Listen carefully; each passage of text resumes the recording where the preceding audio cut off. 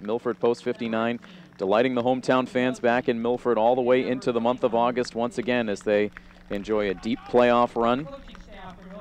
The state tournament will come to a conclusion tomorrow evening. We know that Milford will be a part of that championship round. It's only a matter of when their game will be and how many potential games they could play. As we recall from last year's state tournament, they went into that final day undefeated. It forced Lowell into a situation where they needed to beat Milford in 2 games to claim the state championship. We did end up seeing 2 games played, but Milford did walk away with the victory. So if Milford wins tonight, that would be the same scenario. It would mean that they would face Newburyport tomorrow, as that is the other bit of news to come out of the tournament today. The only other game played earlier this afternoon, it was Greenfield taking on Newburyport. It ended up being a close game all the way through and a very exciting finish. Newburyport leading 4-2 into the 9th inning. Greenfield was able to score a run. They had the tying run at third base, but they failed to score, and Newburyport secured the win. So Newburyport moves on to tomorrow. Greenfield, the latest team eliminated from tournament play. So if Milford wins tonight, then the championship matchup will be set. It would be Milford and Newburyport. Should Kingston prevail in this game tonight, it would send a trio of teams on to the final day. If that were the case, then Kingston and Newburyport would play each other in the afternoon, and then we would have a 1-game championship between the victor of that game and Milford post 59. But that is all talk of down the road. In the meantime, there is some business at hand, and it is Milford taking on Kingston tonight.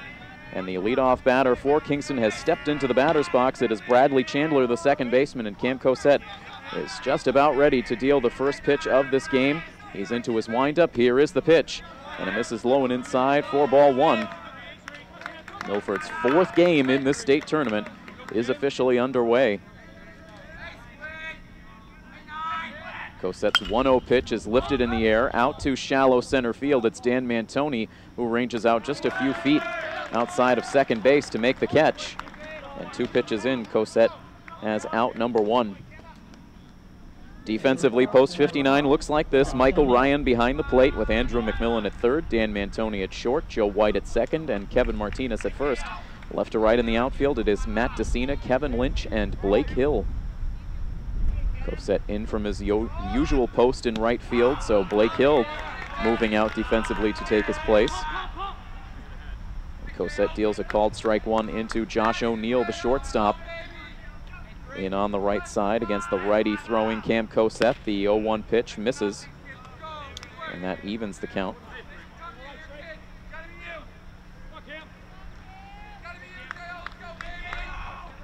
Milford winning that coin flip, allowing themselves to once again be the home team as Cosette skips one outside that glances away from Michael Ryan and brings the count to 2-1.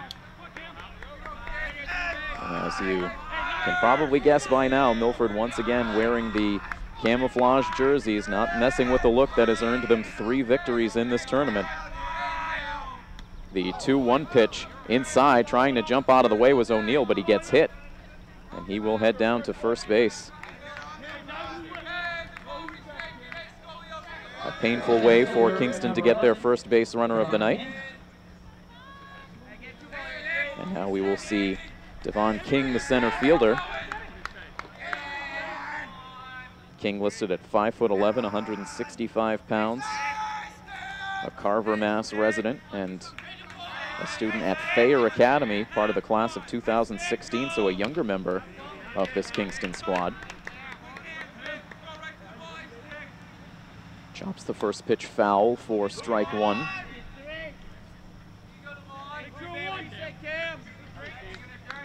Once again, we see a 3-man umpiring crew out there on the field right now with the runner at first base. The infield ump's positioned behind first base, and in the center of the diamond near second base, a quick pickoff toss over to first, close, but O'Neill is able to get back.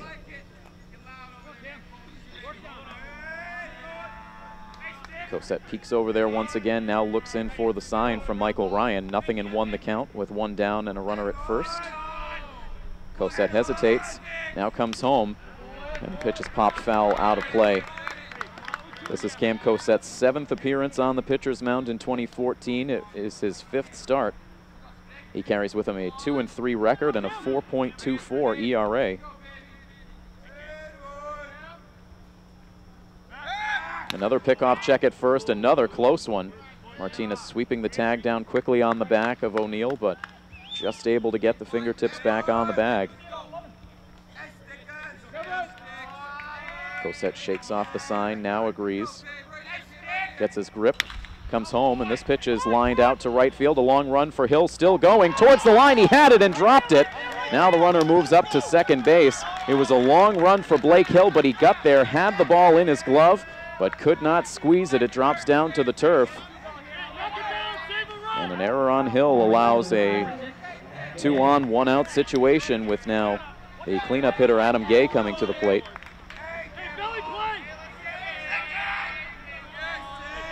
As we said, Blake Hill, not the everyday right fielder for post 59. He has seen a decent amount of time in the outfield this year,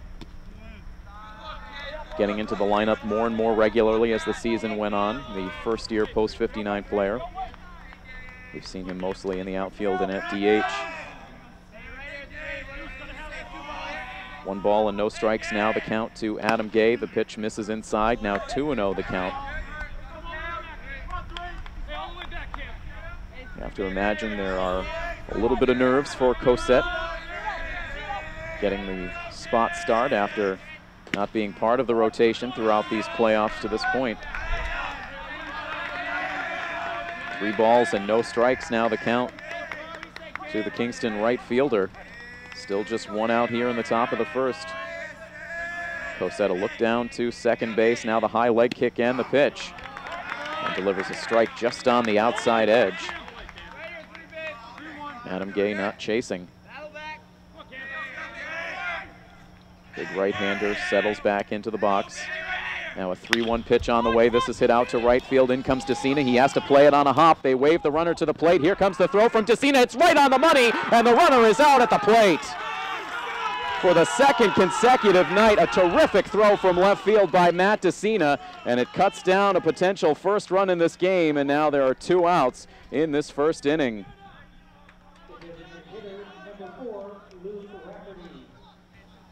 DeCina positioned himself perfectly, played that ball on 1 big bounce, and a perfect throw right in to the catcher, Michael Ryan, who then applied the tag. Josh O'Neill out at home plate, and we remain scoreless. It goes as a single for Adam Gay. He takes second base on the throw. Moving up to third base on the play was Devon King, so runners in scoring position for Kingston now with 2 outs, and the 1-0 pitch into Luke Rafferty is bounced foul towards the backstop. 1-1 now the count.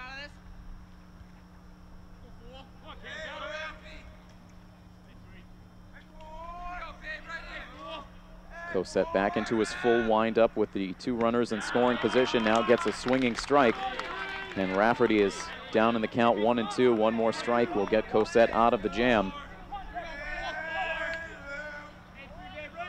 Holds that glove out in front as he waits for the sign from Michael Ryan. Now here is the windup, and the pitch misses outside. 2-2 now the count. King, the lead runner, takes his lead in foul ground at third base. Adam Gay advances from second. The pitch is swung on and missed for strike 3. Rafferty goes down, and Cosette gets out of the jam. Well, the key play of the inning, a terrific throw from left field by Matt DeCina that cuts down a runner at the plate. And we head to the bottom of the first inning. Post 59 will take their first swings of the game when we return here on WMRC First Class Radio.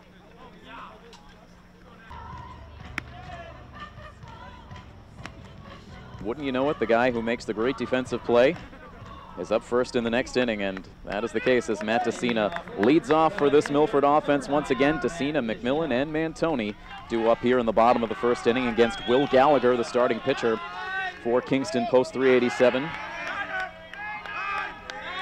Gallagher listed at 5'10", 150 pounds. A member of the Silver Lake class of 2016. As DeCina wastes no time, he sends a laser beam right back up the middle on the first pitch that had the pitcher ducking for cover. It ends up out in center field, and it's a leadoff single for DeCina.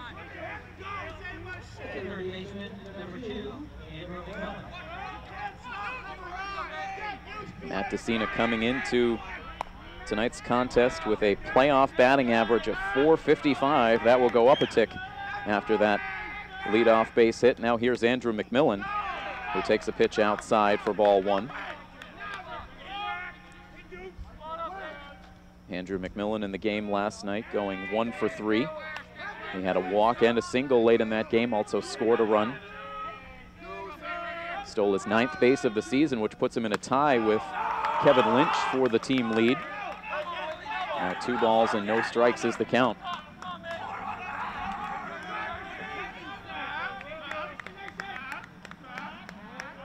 Will Gallagher, a right-handed pitcher. Milford has seen all righty starters so far in the tournament. A hard bluff at first base from DeCina. He holds on the pitch that misses outside and low. 3 balls and no strikes now the count to the Milford third baseman, with Dan Mantoni waiting on deck. DeCina a short lead now. He holds, turning as if to bunt was McMillan. Takes a called strike. We do typically see him do that when he's ahead in the count. Steps out of the box for a moment, now right back in. Levels the bat as Gallagher comes to the set. Now a pickoff check over at first. DeCina is back. 3 balls and 1 strike. The count to McMillan with no outs and the lead runner aboard at first. Gallagher paying very close attention to DeCina. Here's the 3-1 now. In there for a called strike 2. Just grabbing a piece of the inside corner. Gallagher has battled back to bring this full count. We'll see if DeCina gets a head start at first base. The set by Gallagher. The runner goes, the pitch. And it misses for ball 4. Late call by the ump, but it is ball 4. They threw on down to second base, but to no avail. Safely in there is DeCina on the walk to Andrew McMillan, and the first 2 are aboard for post 59. Now here is Dan Mantoni. Dan has been doing an excellent job getting on base in this series. He has walks in every single game so far in the tournament. He walked twice last night. Takes the first pitch for a ball here. He walked twice against Greenfield back on the 29th. And back in the first game against Lowell, you guessed it, 2 walks in that game as well. So 6 walks for Dan Mantoni through the first 3 games of the state tournament. And after that first pitch missed the strike zone from Will Gallagher, the coaching staff already out for a visit. The parts of the infield converging on the pitcher's mound, particularly the right side. The third baseman still out there manning his post. Dan Mantoni taking the opportunity to talk things over with Coach DeVito before he steps back in. It is a first and second situation here with nobody out in the top of the first. Milford has saved their offense for the late innings throughout this tournament so far. The fans would certainly appreciate a couple of runs on the scoreboard in the first inning to calm down the nerves. The conference over on the mound. Gallagher ready to deliver the 1-0 pitch, and it swung on and hit softly in the air out to left field. A long run for the shortstop. He's going to track it down a good ways out there and left. Nice play by Josh O'Neill to collect the first out of the inning. Mantoni retired, aggressively swinging at that 1-0 pitch, and now here's Kevin Martinez. A 1 for 4 night last night for Kevin. An overall playoff batting average of .345. Playoffs and regular season combined, Martinez is batting an even .333. Has 31 runs driven in on the year. Has 1 man in scoring position. They send a snap throw down to first. That was close. McMillan just able to get back in. Catcher Sam Ballerini noticing that McMillan was pretty far down the line.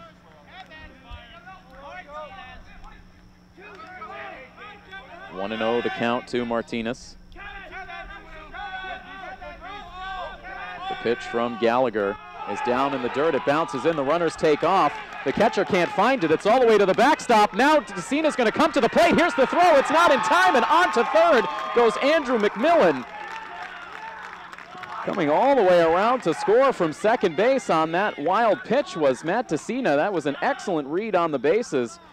As that ball bounced away from Ballerini, the catcher, he could not find it. The pitcher frantically pointing towards the backstop, but by the time Ballerini could get to it, Tessina comes all the way around to score. And there is your first run of the game, 1-0. Milford leads it.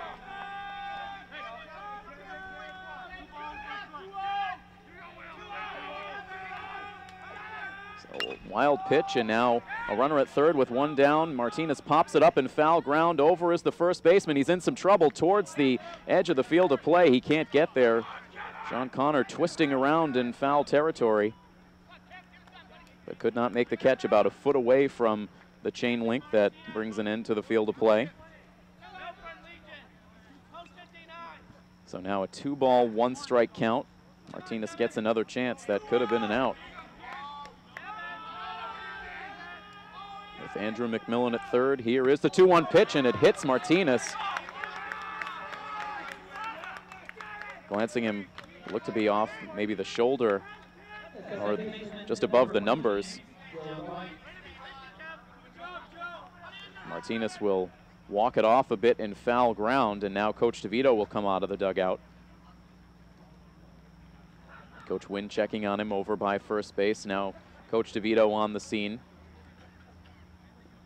Checking out, it looks like the left shoulder area, which obviously is the last place Kevin or anyone else on the staff wants to see Martinez banged up, as that left shoulder could be important as Martinez continues to work in the Milford starting rotation moving forward. But Coach DeVito satisfied that Martinez is all right, so he returns to his post over in the third base coach's box. And now Joe White will stand in on the left side. Still one out in the inning, and now runners at the corners. And the first pitch into White is a called strike one. So each pitcher working through the nerves here in the first inning. We've seen hit batters on both sides. A wild pitch resulting in a run so far in this first inning for Milford. They lead it 1-0. The 0-1 pitch for Joe White is lifted in the air down the left field line into foul ground. Ranging over is Matt Koshan, the left fielder, to make the catch. Onto the plate comes Andrew McMillan, and he will score. Taking a chance there, as that ball wasn't all that deep. But more aggressive play on the bases for Milford, and it pays off. It goes as a sacrifice fly for Joe White, and Milford now takes a 2-0 lead.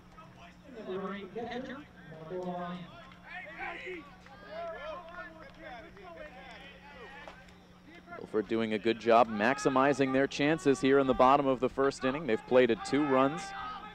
Now with 2 outs in the inning, a chance for the catcher, Michael Ryan, who takes the first pitch for ball 1. He bats with Kevin Martinez still over at first base. Ryan had an RBI in the game last night, going 1 for 4. Did have a pair of strikeouts, but not terribly uncommon in the Milford batting order last night. Every single batter with a strikeout in the game, with the exception of, I believe, just one batter. Yes, it was Andrew McMillan, I believe, who didn't have a strikeout in the game last night. As now Michael Ryan lifts this pitch in the air out to right center field, deep towards the track and the wall, and leaping at the wall was the center fielder Devon King to make the catch and rob Michael Ryan of a home run. That looked like a lazy fly ball. It just continued to carry out there, and Devon King with the leaping catch right at the top of the wall. It denies Milford the 2-run homer, and it ends this bottom of the first inning. Milford does plate 2. And after an inning, a 2-0 lead for Post 59 here on WMRC First Class Radio. So now we move on to the top of the second inning. And it will be batters 6, 7, and 8 due up for Post 387. Sam Ballerini, Walker Smith, and Sean Connor. As now Ballerini is introduced, the starting catcher for Post 387. Another student of Silver Lake High School. Graduated back in 2013, a 19-year-old. Takes a big cut at the first pitch from Cam Cosette, but comes up empty for strike one. Cosette back into his windup, the 0-1 pitch. Misses a little bit high. Cosette able to pitch around an error out in right field in the top half of the first. Now here's his 1-1 pitch, in for a called strike two.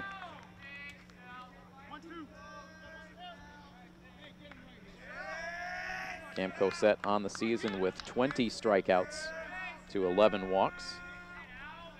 He allowed 14 earned runs on 29 hits in the regular season, as that pitch is fouled away in and out of the glove of Michael Ryan, and it stays 1-2.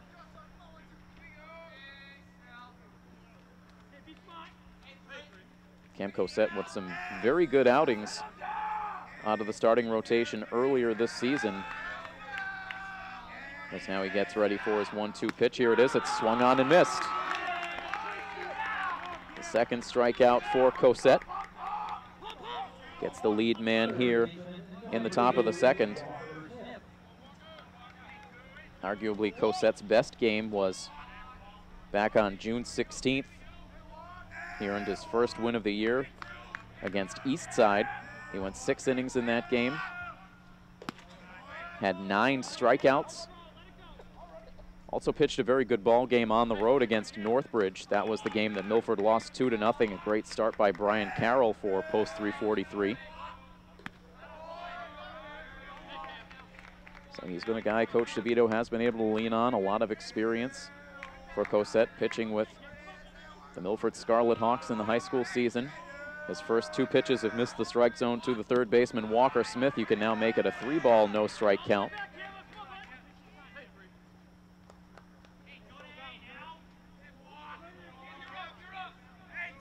Cosette now trying to avoid his first walk of the night. The 3-0 pitch on the way, and it drops in for a called strike.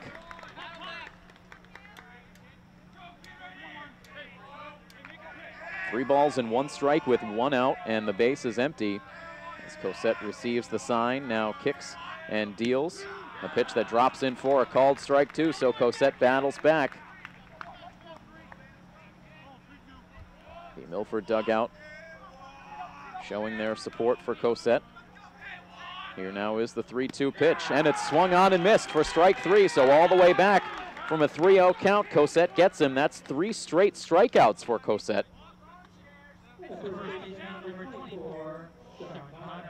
And there are 2 outs now in the inning, and Sean Connor comes to the batter's box.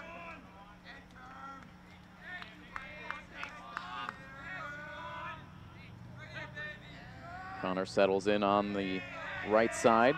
The first pitch now from Cosette, a breaking ball that hits the outside edge for strike 1.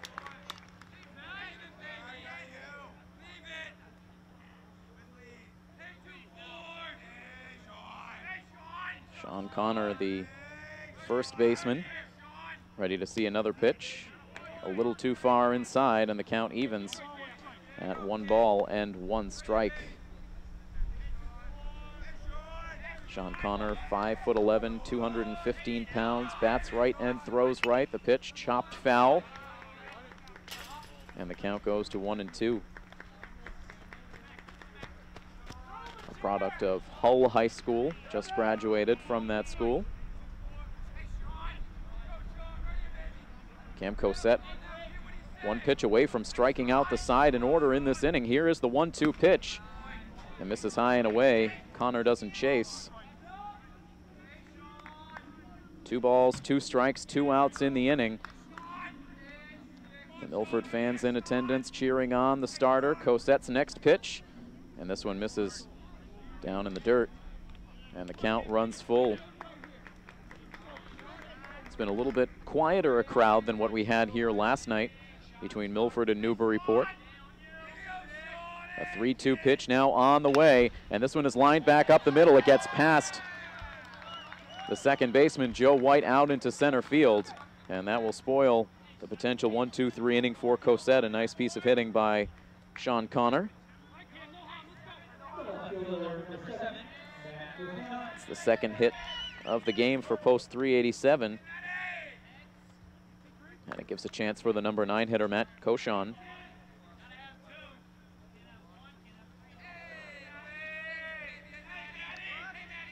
Cosette's first pitch of the at-bat, it's popped up foul out of play. Kingston in dark navy jerseys with orange lettering, orange helmets, gray uniform pants. You know the look for Milford by now.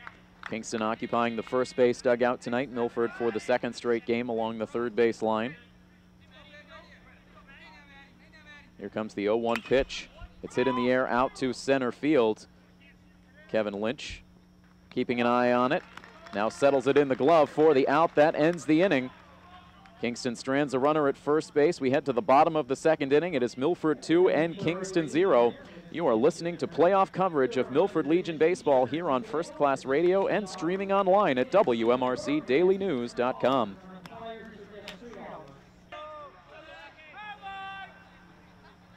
Milford back up to the plate here in the bottom of the second inning, the bottom third of the order coming up. Blake Hill, Mike Caffarella, and Kevin Lynch. Hill taking the first pitch for ball one against Will Gallagher, who is ready with another. This one pops straight up, but it will make its way over the backstop and out of play. 1 ball and 1 strike. Blake Hill coming up as a pinch hitter in the game last night, just had 1 at bat, worked a walk. The 1-1 pitch misses high, but Blake Hill has performed well at the plate in these 2014 playoffs.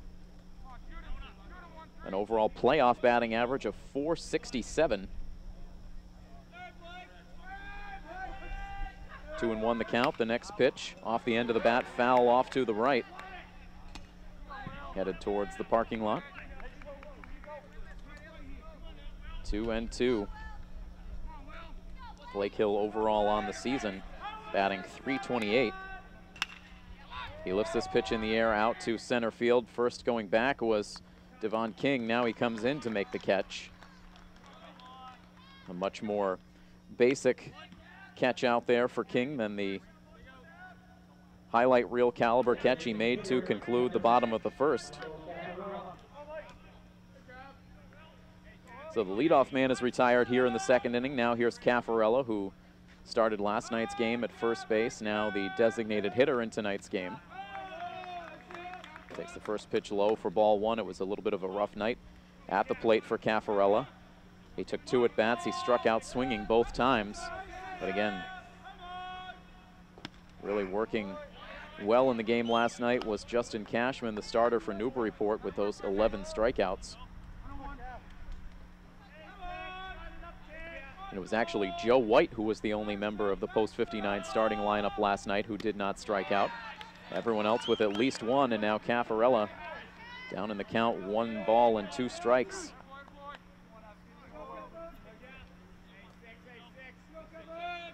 He settles back in on the left side. The righty Gallagher comes to the plate, and the pitch swung on and missed. So that's now 3 straight Ks in the last 2 games for Caffarella. And that brings up Kevin Lynch.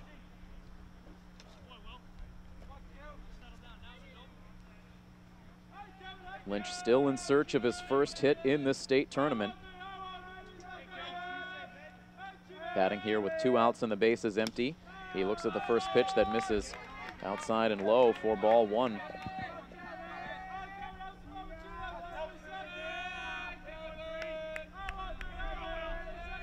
Lynch, such a weapon on the bases, just trying to get on there. Here he lines one just over the glove of the second baseman out into right field. There is the first tournament hit for Lynch. He's aboard at first base, and it allows Milford to turn the lineup over. That's the second hit in the game for post 59. And we'll see if Lynch has the green light to steal here with Matt DeCina at the plate. Line to the very first pitch he saw, right back up the middle for a single in the first inning, and came around to score on the wild pitch by Gallagher. Takes the first pitch here for ball 1.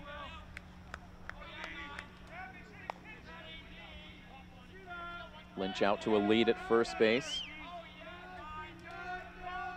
He holds, the pitch in is taken outside for a ball, a close one. 2 balls and no strikes.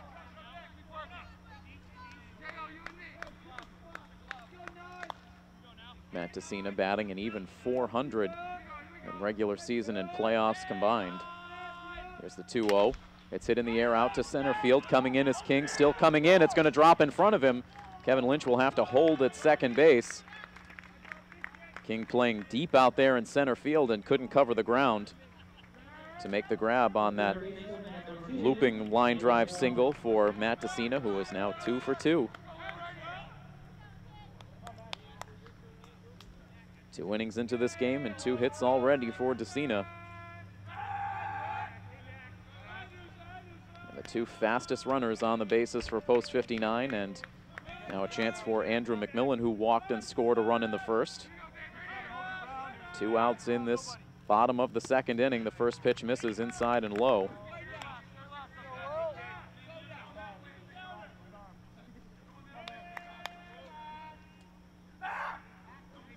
McMillan ahead in the count as he stares out at the Kingston starting pitcher, Will Gallagher. Now ready to come home on a pitch that is lined just up over the light tower and foul ground down the left field line.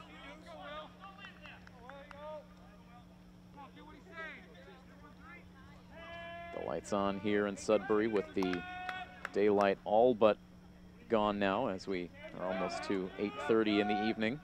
1 ball, 1 strike pitch right over the heart of the plate for strike 2.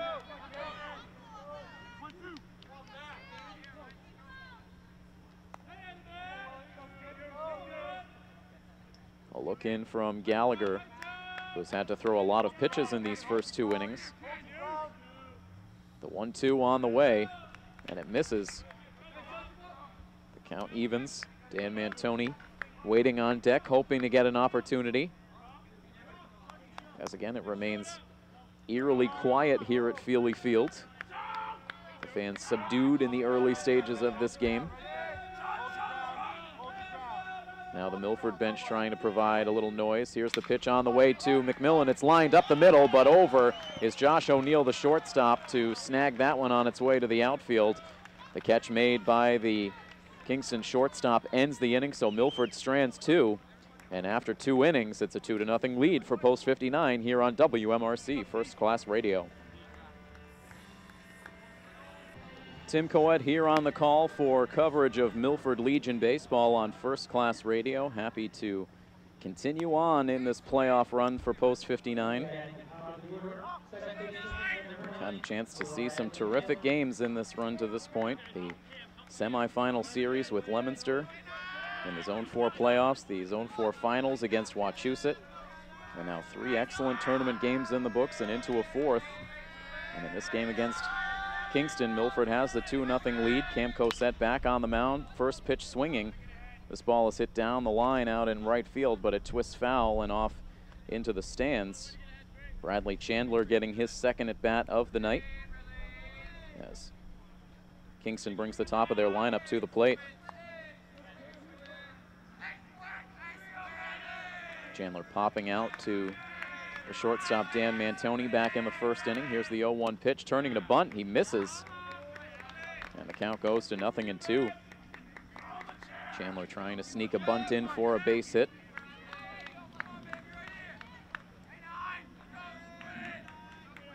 No balls and 2 strikes to the first Kingston batter here in the 3rd. Cosette winds and fires, and the pitch is just fouled away, barely making contact with Chandler.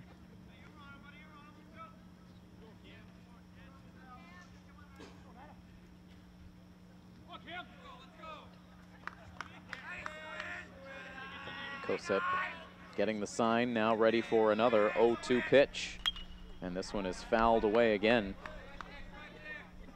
There is no Red Sox baseball tonight. The Sox with a day off on the field. Of course, if we were to go down the list of all the trades the Sox made today, that would fill up an inning just in and of itself. Red Sox cleaning house at this trade deadline. A lot of big names moving on from the team. John Lester leading that list This 0-2 pitch chopped foul at the plate, and Chandler doing a good job of making Cosette work here after falling behind 0-2. Hard to believe that 4 out of the 5 pitchers that the Red Sox had in their starting rotation when the season began are now all playing elsewhere.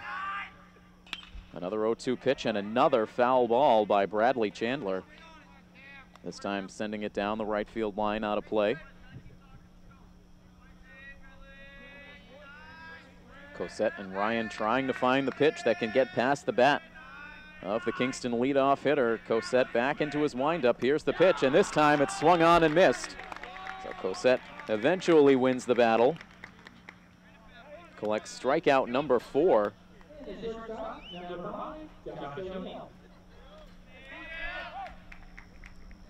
Coming off of a night that saw all kinds of strikeouts on both sides just about 24 hours ago here at this field. Cosette with 4 early Ks. Milford pitching in the game last night had 13 strikeouts. That was a combined effort between Kevin Martinez and David Sampson. First pitch misses to Josh O'Neill, now ahead in the count 2-0. O'Neill was hit by a pitch back in the first inning and most notably was thrown out at the plate thanks to a superb throw by Matt DeCina.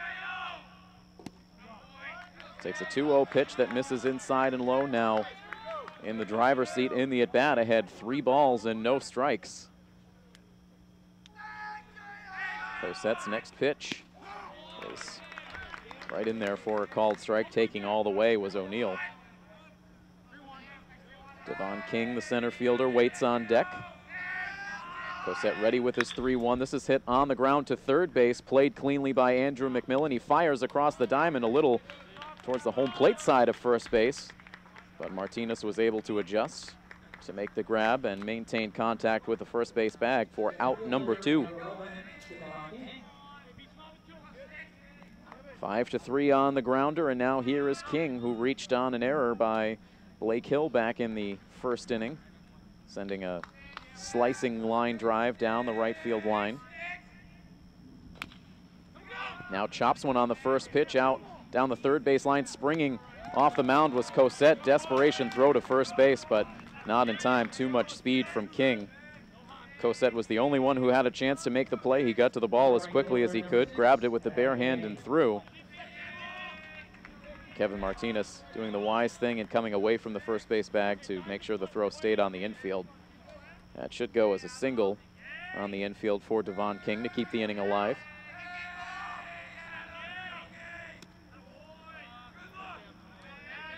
One 1-0 now the count to the next batter, Adam Gay, who has one of the 2 Kingston hits.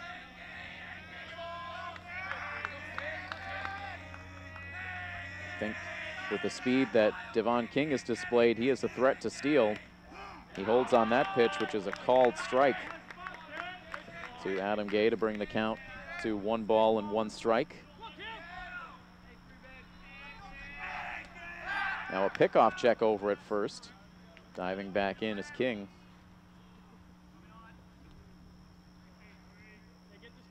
The third base coach for Kingston issuing signs to both batter and base runner as the pitch comes in. It stays upstairs, and the count goes to 2-1. Playing here in the top of the 3rd inning of this last game on the day 4 schedule for this state tournament. The 2-1 is hit back up the middle, fielded by Mantoni. He will flip it to the second base bag to Joe White. He looked like he wanted to take it himself, then at the last moment just sent the toss in White's direction. But he was able to make the grab and step on the second base bag for the force out. That ends the inning. 2-0 remains the score. Milford remains out in front here on coverage of Milford Legion baseball in the state tournament here on WMRC First Class Radio. Dan Mantoni, Kevin Martinez, and Joe White, the middle of the order bats coming up for post 59 here in the bottom of the 3rd inning. Batting against Will Gallagher back on the mound for Kingston. Mantoni sends a sharp ground ball to third base, but it was snagged by Walker Smith, who throws across the diamond for the out. Good contact by Mantoni, but He's retired on a nice play by the Kingston third baseman. 1 up, 1 down on 1 pitch, and now here is Kevin Martinez. He was hit by a fastball from Will Gallagher off the shoulder in his last at-bat. Was attended to for a few moments by the coaching staff for post 59 before he carried on. Looks to be okay. The 0-1 pitch misses away. Kevin Martinez, a right-handed batter, but of course a left-handed thrower, so you don't want to see any ill effects to that left shoulder, especially after the shoulder issue he had during the high school season. 2-1 now the count.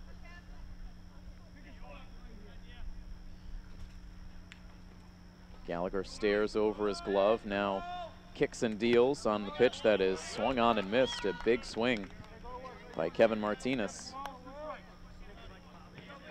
We have not yet seen a post 59 home run in this state tournament. Kevin Martinez certainly the likely candidate based on the regular season, but not in this at-bat as he takes a pitch in for a called third strike. A nice pitch in from Will Gallagher froze Martinez. There are 2 quick outs here in the bottom of the third.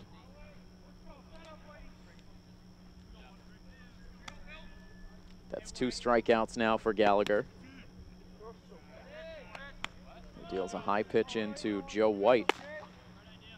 White notching an RBI back in the first inning on a sacrifice fly. The pitch in from Gallagher is popped up foul down the left field line, out of play. And as we take notice of the left field line, looks like Kevin Lynch is doing some throwing in the bullpen, getting loose just in case he is needed.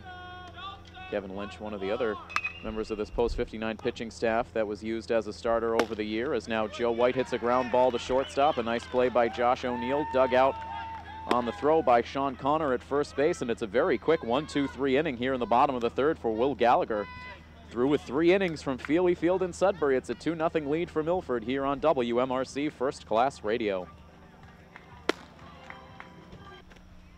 Cosette back on the mound, where he will be greeted by Luke Rafferty, Sam Ballerini, and Walker Smith. These 3 batters all with something in common. They have all struck out against Cam Cosette in their first at-bats of this game. Rafferty striking out to end the first inning. Cosette ready to deal his first pitch here in the fourth. Here it comes, and it misses for ball 1. Michael Ryan tried to pull that one back to the outside corner, but not convincing the home plate ump. So ready with an 0-1 now is Cosette. This one swung on and sent foul off to the right side.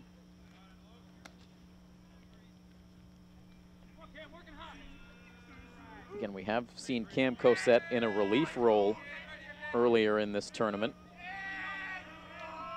Delivering a 1-1 pitch now. It's hit on the ground towards second base, fielded by Joe White. The throw over to first gets there. Cosette actually went into a dive off the mound to try to grab that ball. It got past him. Would have been a much more difficult throw for Cosette after sprawling out than it would have been for Joe White. So just as well that that ball went on to second base. Cosette has the first out now here in the top of the fourth on a 4-3 grounder. And now here is Ballerini, the catcher.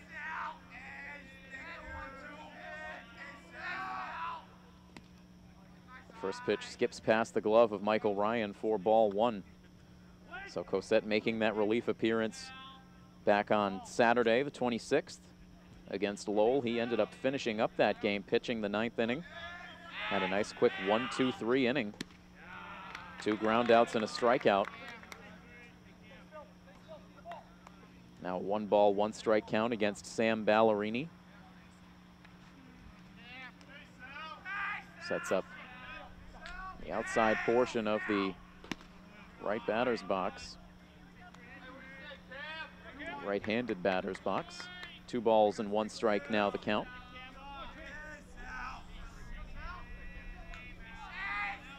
Cosette's next pitch is swung on and missed. 2-2 now is the count to Ballerini. Again, a swinging strikeout for Ballerini in his last at bat. That was to lead off the second inning.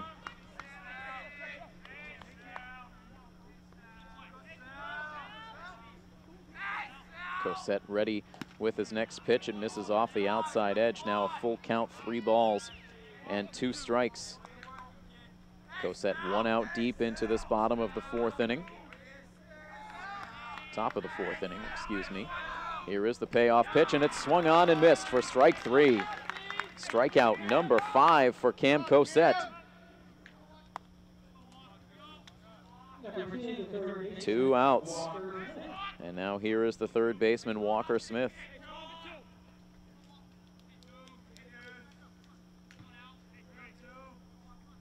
Walker Smith, a recent graduate of Brockton High School. Listed at 6'2", 160 pounds. Bats right and throws right. Takes a strike one from, called strike one from Cam Cosette. And now the next pitch up over the head of Walker. He ducks out of the way as that ball travels all the way to the backstop. Losing the grip on the baseball was Cosette, and now the count evens at 1-1.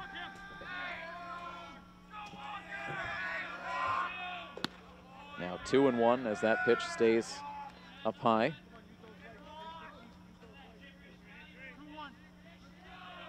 Cosette obviously getting stretched out more in this game than he has in any of his recent relief outings. This pitch popped up foul. It will make its way out of play off to the right. And now a count of 2-2. Cosette has not yet had a 1-2-3 inning tonight. The chance to do it here if he can take care of business against Walker Smith. He's into his windup. Here is the 2-2 pitch. And just getting a piece of it was Smith to stay alive. He rolls it foul just a few feet behind home plate. And the count remains 2-2. Cosette resetting himself on the first base side of the pitching rubber. Nods his approval to Michael Ryan, now sends the next pitch on the way. It drops in for a called strike 3. 2 strikeouts in the inning, now 6 in all in the game for Cosette, who has pitched 4 excellent innings to start this game. On to the bottom of the 4th we go, 2-0 with Milford in the lead here on playoff coverage of Milford Legion Baseball on First Class Radio. Michael Ryan set to lead things off here in the bottom of the 4th inning. Takes the first pitch for ball 1, and once again we would like to give a nod to our friends from Milford TV who are covering the game here this evening. They have been present for every one of these playoff games for Post 59 after covering a number of the regular season games. Many games available for viewing on the Milford TV educational channel right now. Just head to www.milfordtv.net/programming to find out when you can view those games. Also, several of them on the YouTube channel. As this 2-0 pitch is popped straight up, the catcher Ballerini going after it. He can't make the catch, and Michael Ryan will reach. He was right there, but then misjudged it in the end. It drops down in fair ground, and Michael Ryan has a gift single that landed about 6 feet from home plate.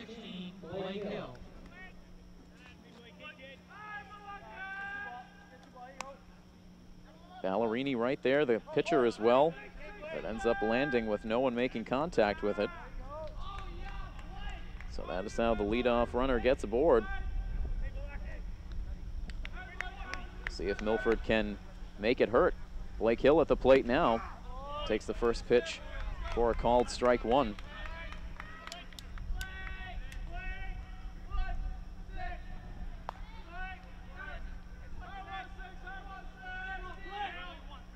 Nothing in 1 the count to Blake Hill. A look over at first base by the pitcher Will Gallagher before he deals in a pitch that swung on and missed for strike 2. And one other note about Milford TV. If you want to see a recap of these state tournament games with full video highlights, I certainly suggest you tune into the Milford Informer, which will air tomorrow evening at 7:30 on Milford TV. Some other good news on the program as well. We have a look at the Milford Farmers Market. We also have a list of upcoming events, a lot of good stuff. So we urge you to tune in tomorrow night and every week, every Friday at 7:30. Meanwhile, Blake Hill striking out here, swinging. The first out in the inning after Michael Ryan reached on that gift single. For Blake Hill, he's now 0 for 2 on the day, and now Mike Caffarella steps in.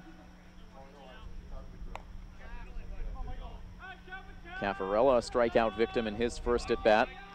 Now 3 strikeouts in the game for Gallagher, as Caffarella takes a big swing and a miss. Mike has not looked all that comfortable at the plate in these last 2 games. He seems to be guessing on a lot of these swings.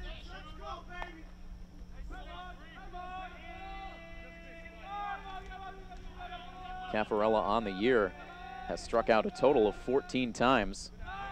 Tries to hold up the swing, and he was able to. 1-1 the count.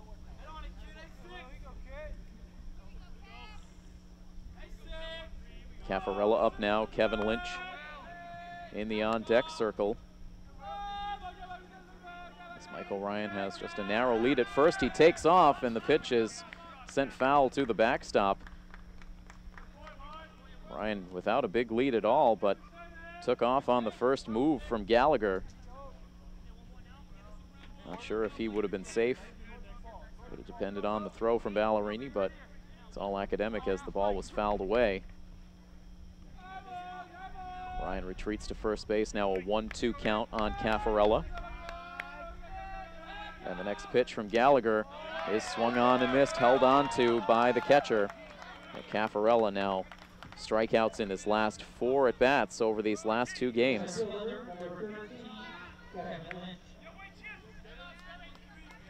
So after the bloop single, back-to-back strikeouts for Will Gallagher. And now he will face Kevin Lynch for the second time. Lynch singled out into right field, back in his first at-bat. Now swings at the first pitch, hits it on the ground to first. Sean Connor has it. He takes it to the bag for the out. That ends the inning. Milford strands their 4th base runner of the night. And we have now played 4 full innings from Feely Field in Sudbury. Milford has a 2-0 lead over Kingston here on playoff coverage of Milford Legion Baseball on First Class Radio. This game just about an hour old now, so we've seen a fairly fast-moving start. Just 2 runs on the scoreboard, both of them in the column for post 59.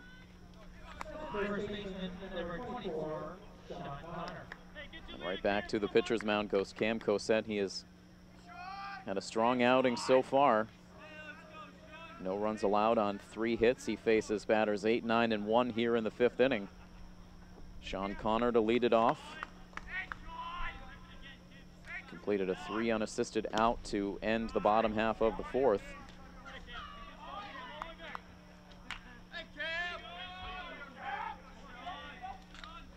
Connor takes the first pitch for ball 1. Cosette ready now with another pitch that is swung on and hit foul. Count evens at 1-1. That was a big cut from Connor. As the umpire hand delivers a new baseball to Cam Cosette. Pitching with a count of 1-1 on the Kingston first baseman, who singled in his previous at bat, 1 for 1 on the night.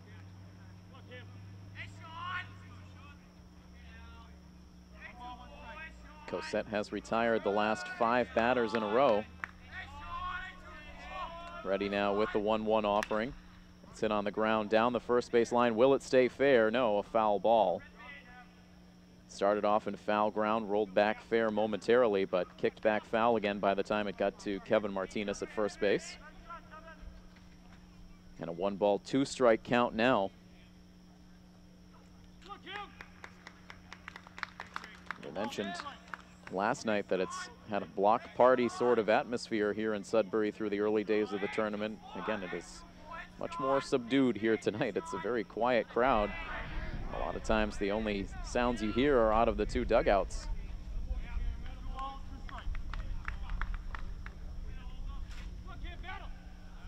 Two and two now, the count to the batter, Sean Connor.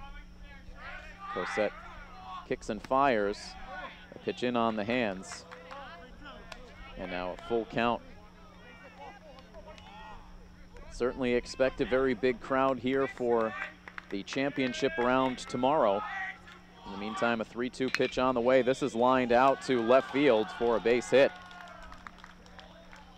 Right through the left side of the infield, a touchdown just a few feet onto the outfield grass. And Sean Connor now 2 for 2 against Cam Cosette.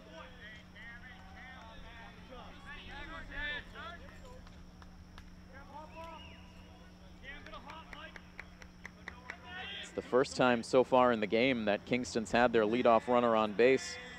Now ahead of the left fielder, Matt Koshan. He flew out in his first at bat. The runner takes off. The ball gets through the legs of Michael Ryan, so he will not have a chance to make a throw. It's a steal of second base for Connor, now getting himself into scoring position.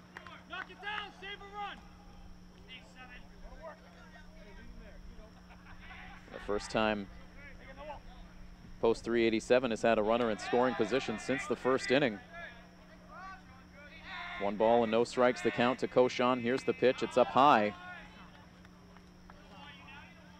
And that will prompt a visit from Michael Ryan. We'll see how long it takes for some action to get up in the Milford bullpen. You have to imagine that Coach DeVito is watching Cosette very closely, having not made a start in over a month.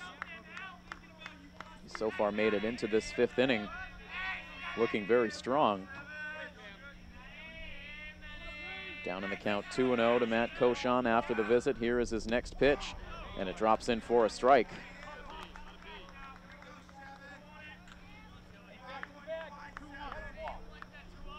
Koshan sidestepping out to a lead at second base. They play very deep up the middle defensively. Here's the pitch. It has popped up in foul ground, wide of first base. Michael Ryan and Kevin Martinez go as far as they can, but no one can make a play. And the count evens at 2-2.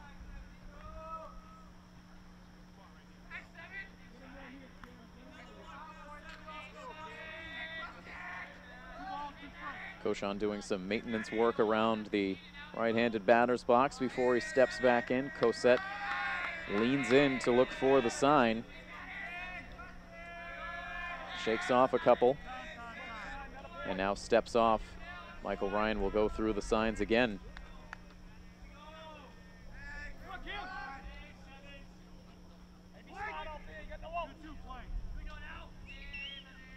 Now the coaching staff trying to get the outfield alignment right. Now the next pitch on the way, and it misses outside. The count goes to 3-2.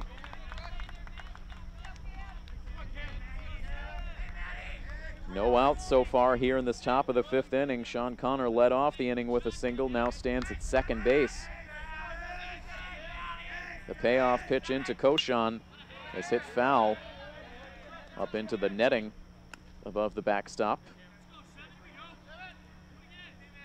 Getting caught up there where the netting meets the chain link of the backstop. We'll see another 3-2 pitch.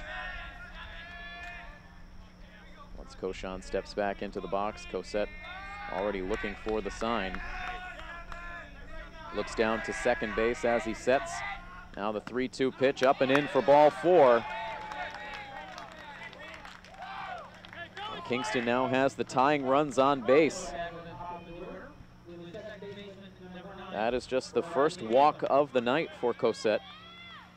Comes here in the top of the 5th inning. The runners at first and second now as the top of the lineup will come to the plate once again for Kingston. Bradley Chandler, who is 0 for 2. Steps in on the right side. The first pitch on the way from Cosette. It's bunted. It's a good one. Cosette fields it with the bare hand. The throw to first base gets there. But a very nice sacrifice bunt laid down by Bradley Chandler. It pushes the tying runs into scoring position. That's exactly where you want to place it if you're looking for the sacrifice, and it took a nice play from Cosette just to get the out at first base. So the tying run now at second base, with a runner also at third. Milford's 2-0 lead in jeopardy here in the fifth inning with those tying runs on base, as now the first pitch misses into Josh O'Neill.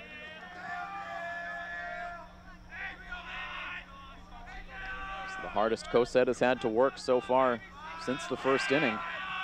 The 1-0 pitch, it's chopped on the ground towards shortstop. It glances off the face of Mantoni. He goes down, the ball rolls out into left field, and both runners are going to come around to score. Mantoni still down on the dirt, as this game suddenly is tied. That one took a tricky hop on Mantoni. It glanced up, hit him in the face. The ball rolled out into left field, and that allowed both men to come around to score, so we're tied 2-2. We will take a quick break here for the injury timeout, with the score now tied 2-2 here at Feely Field in Sudbury. Stay tuned to coverage of Milford Legion baseball here on First Class Radio.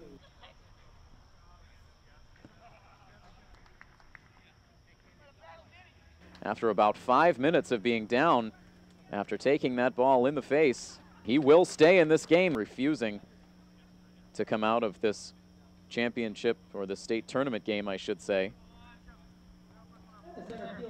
And right now, the focus for Post 59 returns to the field of play, where the 2-0 lead has been erased. They'll allow Cam Cosette to make a couple of warm-up tosses here after the injury delay.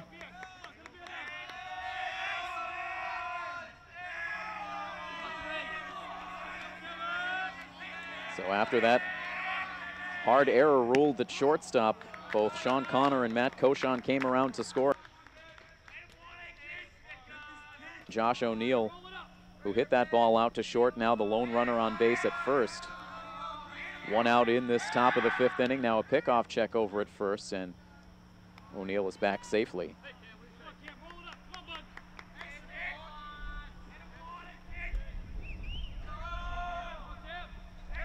Cosette looking over his shoulder at the runner, now comes home, the pitch bounces in, the runner takes off for second base, and he will get there, as that one got away from Michael Ryan.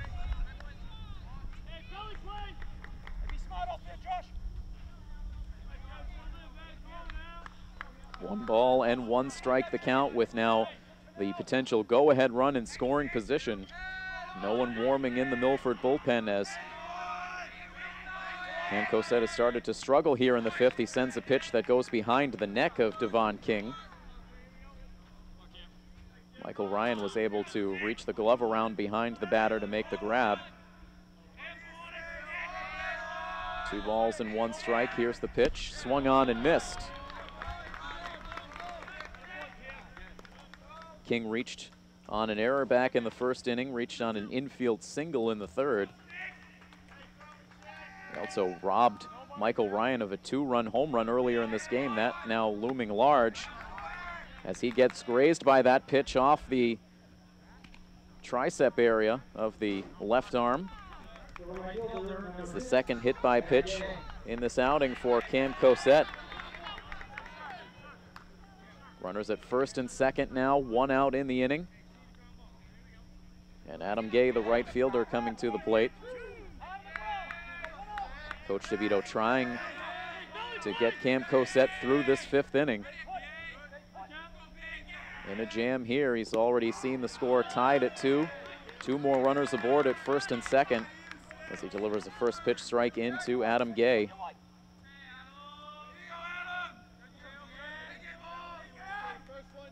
O'Neill bounces out to a lead at second base.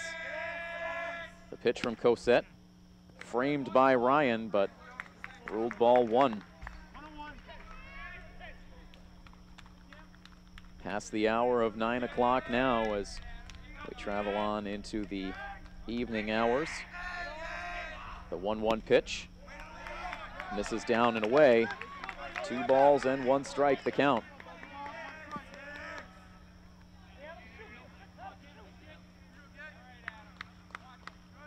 play a double play depth up the middle. As now this ball is up over the head of Adam Gay. We've seen a couple of those now in this inning for Cosette, starting to see the command waver a bit. 3-1 now the count. In danger of loading up the bases. As Kingston looks to continue this rally, here is the pitch. This is hit high in the air, out to left field, deep back towards the wall, and that one is gone. A towering blast by Adam Gay, a 3-run home run, and it's now been a 5-run rally for Kingston. They take the lead over Milford by a score of 5-2. And for the first time in this 2014 state tournament, Milford now trailing in a game. They won game 1 10-1. They received a mercy rule victory in game 2 by a score of 11-1. They won last night's game, a closer one, 3-0, but now they trail this game 5-2. Coach DeVito out of the dugout to talk things over with Cosette after giving up that home run. It's the second home run allowed by Milford pitching on this 2014 season. But coming at a bad time with 2 runners on.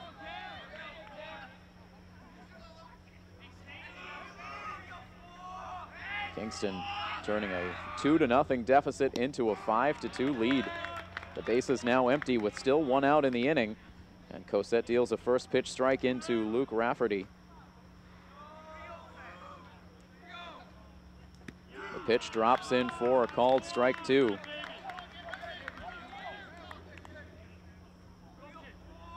Despite the coach's visit, still no action in the bullpen. As this ball is hit on the ground towards second base, Joe White has it, throws on to first. And there is the second out of the inning. Rafferty now 0 for 3.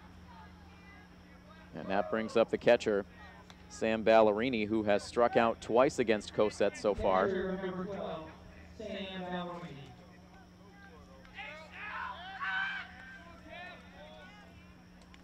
Ballerini digging in on the right side. Cosette deals the first pitch. This is lofted in the air out to shallow right field. That will drop down in front of Blake Hill for a single. Ballerini now 1 for 3. And Kingston will send their 9th man to the plate in this inning.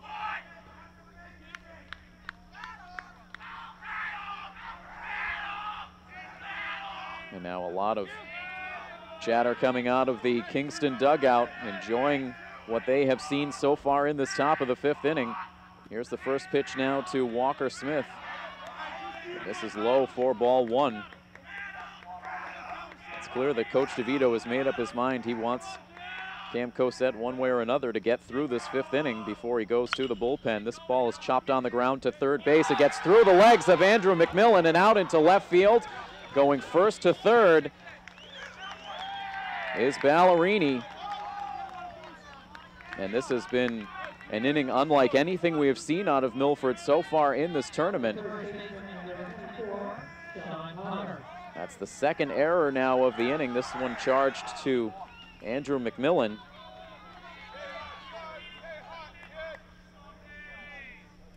Puts runners now at first and third, 2 outs in the inning, and the man who started this 5th inning rally will now come to the plate for a second time in Sean Connor.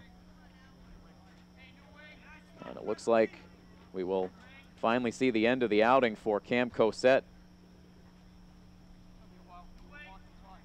Coach DeVito back out of the mound, has a few final words for Cosette before he takes the baseball. Kevin Lynch also coming in from center field. He did warm a bit earlier in the game, so it will be Kevin Lynch who comes on to pitch in relief here with 2 outs in the top of the 5th inning. We'll take another quick timeout during the pitching change. 5-2. Now the lead belongs to Kingston. Post 387 here on coverage of Milford Legion baseball on First Class Radio.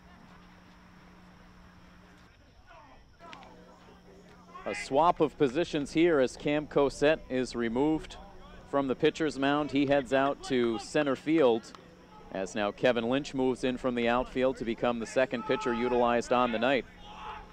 This is the first time Milford pitching has allowed more than 1 run in a game in this tournament. They allowed 1 run to Lowell, 1 run to Greenfield, and then shut out Newburyport last night. But Kingston, the first team to really get to this Milford pitching staff. They have scored 5 runs all in this 5th inning. As now their 10th man comes to the plate in Sean Connor, who singled, stole a base, and scored the first run of this rally. Now up with a count of 1 ball and 1 strike against Kevin Lynch, the right-handed pitcher.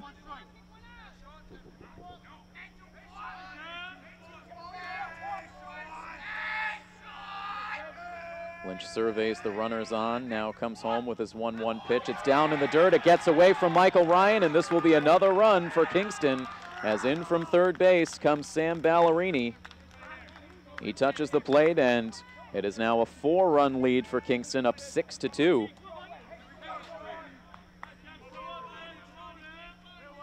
Walker Smith moves into scoring position.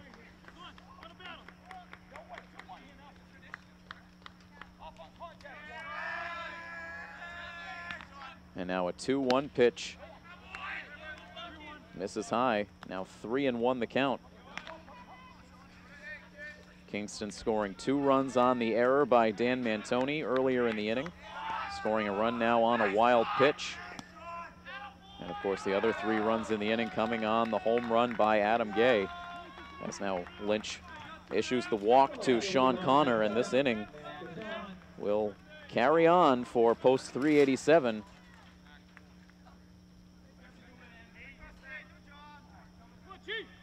And it is dead quiet on the Milford side of this field. Everyone a bit shell-shocked in the Milford dugout, all sitting back, watching this lengthy top of the 5th inning unfold. The first 4 innings had breezed along, but this 5th inning, another story. As this ball is hit down the third base line, it will roll foul. Andrew McMillan, knowing he had a tough play ahead of him, gave that ball a chance to roll foul. And it's a first pitch strike into Matt Koshon, also making his 2nd at-bat of this inning. He walked in his first at-bat, came around to score. He's officially 0 for 1 on the night.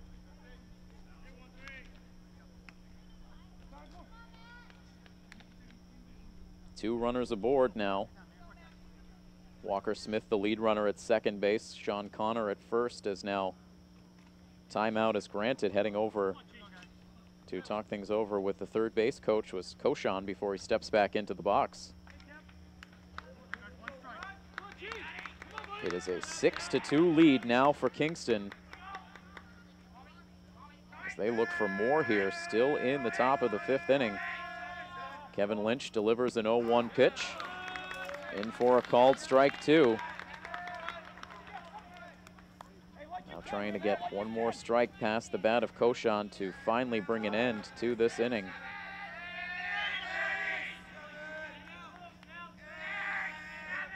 Lynch a couple of looks down to second, now comes home. The pitch is chopped back up the middle. Mantoni ranges over, he has it, takes it to the second base bag himself for the out. That finally brings an end to this top of the 5th inning, but post 387 brings 11 men to the plate. They score 6 times, and they turn what was a 2-0 deficit when the inning started in now to a 6-2 lead.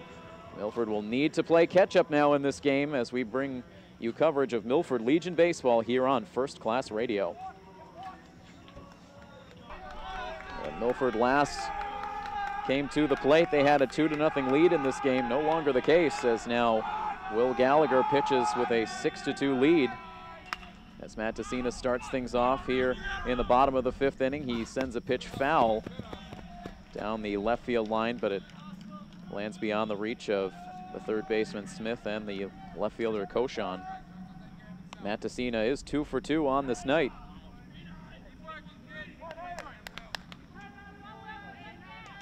Milford with 2 runs on 4 hits so far in the game. But Gallagher looks to be settling down over these last 2 innings. Had a 1-2-3 third, allowed a bloop single on the infield in the 4th inning, a ball that really should have been caught by the catcher Ballerini, but then came back to get strikeouts of Hill and Caffarella before getting a ground out of Lynch to end the inning. So All things considered, a pretty solid job by Gallagher, as now DeCina sends this ball fair down the left field line over the reach of Walker Smith at third base. DeCina will head into second base. Here comes the throw, and it is there in time, and DeCina is out. A bad base running decision right there by Matt DeCina. That ball did not get far enough down the left field line to warrant a try like that, especially with Milford in need of base runners, down by 4. So a leadoff hit goes by the boards. Milford really losing their focus here over these last, really just this last 5th inning overall. Some bad defense played in the top half of this 5th inning. The wheels falling off the pitching staff a bit, and now a rare base running mistake by Matt DeCina. He will be credited with a hit, but thrown out trying to stretch it into a double. 1 ball and 1 strike now the count to Andrew McMillan, who walked and scored in the first, then lined out to shortstop in the second.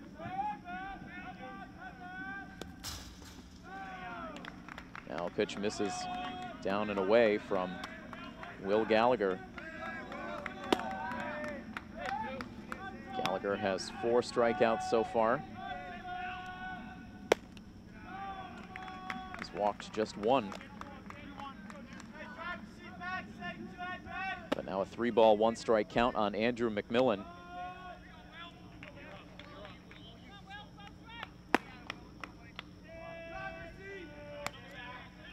Still pretty quiet on the Milford sidelines. Looking like that rally really sucked the life out of post 59, as now McMillan delivers a line drive to shortstop, but again denied by Josh O'Neill. That's the 2nd straight at bat where McMillan's hit it hard, but into the mitt of the shortstop O'Neill. So now with 2 outs here is Dan Mantoni. We'll see how this at bat goes for Dan. Again, taking a ball to the face, adding injury into the mix of that 5th inning rally. It ended up going as an error to Mantoni, a ball that ate him up, hit him in the face. He was down on the ground for several minutes after. That error resulted in the first 2 runs scoring for Kingston in the top of the 5th. Went on to score 4 more after that to take the 6-2 lead that they enjoy right now. It's a 1-ball, 1-strike count on Mantoni, who has popped out and grounded out so far. The 1-1 missing low. 2 balls, 1 strike, 2 outs in this bottom of the 5th inning. Milford running into one of those outs on the bases. Gallagher accepts the sign from Ballerini, but now steps off. That's that glove covering up his face, as now he goes into his windup. The pitch missing low again. 3-1 the count to Mantoni. Should he reach, Kevin Martinez would have a chance in the inning. More action warming up now in the Milford bullpen. It looks like Blake Hill is getting loose. The 3-1 pitch on the way to Mantoni. Just grazes the outside edge.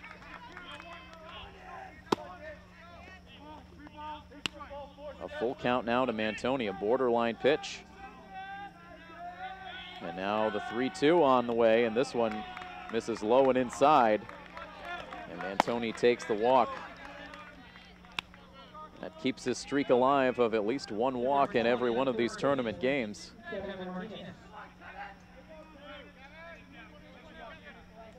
A runner on first base with 2 outs now for Kevin Martinez, who was hit by a pitch back in the first and then struck out looking in the third. Takes the first pitch outside and low. Mantoni getting a big secondary lead.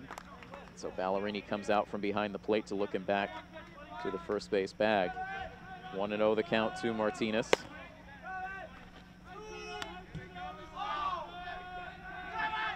Gallagher looks over towards first, now comes home. Another big lead for Mantoni.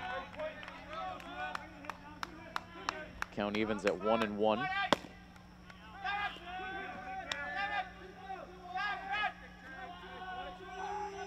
Martinez ready to see another pitch.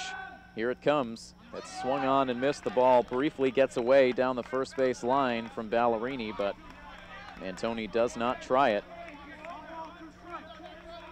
1-2 now the count to Martinez. Milford trying to answer back to the 6-run rally in the top half of this 5th inning. Here is the 1-2 pitch. It misses.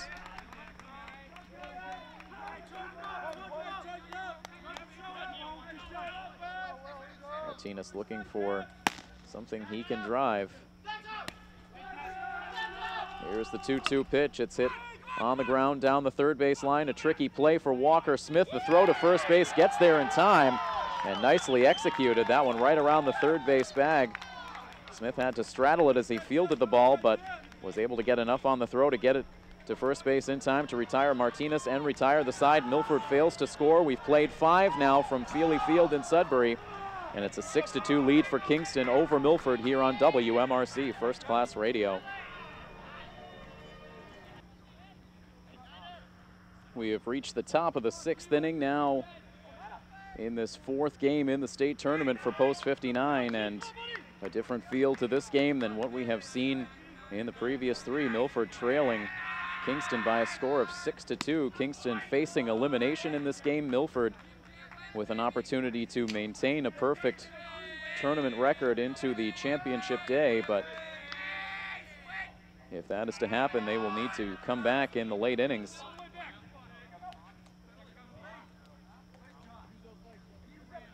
Bradley Chandler getting things started for Post 387 here in the top of the 6th inning. Chandler with a sacrifice bunt that allowed the first 2 runs for Kingston to get into scoring position last inning. That was a big play, it turned out, as both of those runners were able to come around to score on the error at shortstop. The 2-1 pitch nicks the outside corner, and it evens at 2. Kevin Lynch back out on the mound. He pitched the final third of an inning in the 5th after Cosette was lifted.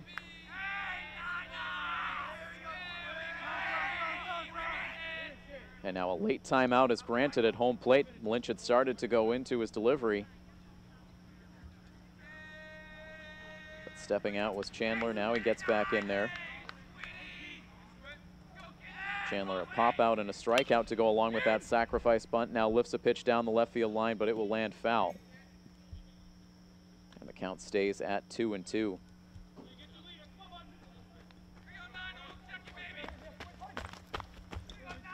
All 6 runs in the 5th inning were charged to Cosette. 3 of them were unearned. As now the 2-2 pitch misses low and away from Lynch to Chandler, and now the count runs full. Kingston only ended up collecting 3 hits in that inning despite sending 11 men to the plate, as now this pitch is hit out into right field. It will land in front of Blake Hill for a leadoff single. Number 5, the shortstop, Josh O'Neill. It's now 7 hits in all in the game for Post 387. The leadoff man at first base now for Josh O'Neill. It was O'Neill who hit the ball to shortstop that got Mantoni up high, but Dan still playing in this game.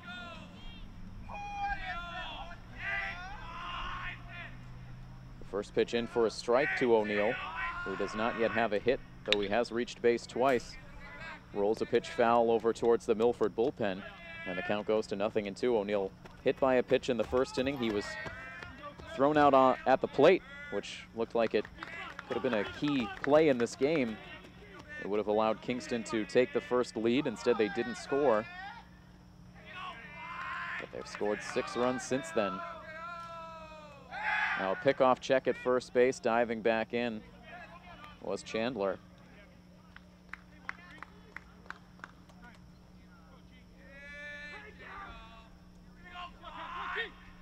Milford with just 1 loss in their playoff run so far. It came in game 1 of the Zone 4 finals against Wachusett.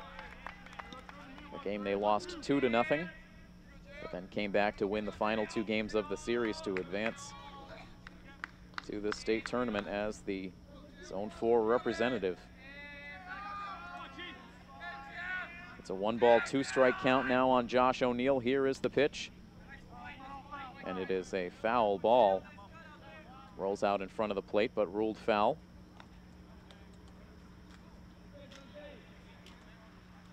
And other than that playoff loss to Wachusett, we all know the last time Milford lost a game besides that one, it was back on June 27th against Northborough.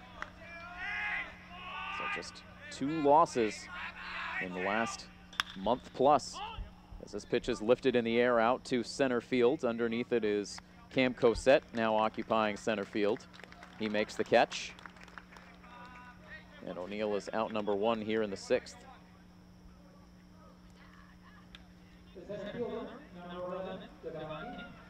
That brings up Devon King. He has reached on an error, reached on an infield single, and reached on a hit by pitch. He scored a run in this game. That was back last inning in the rally. First pitch a little too far inside for ball 1.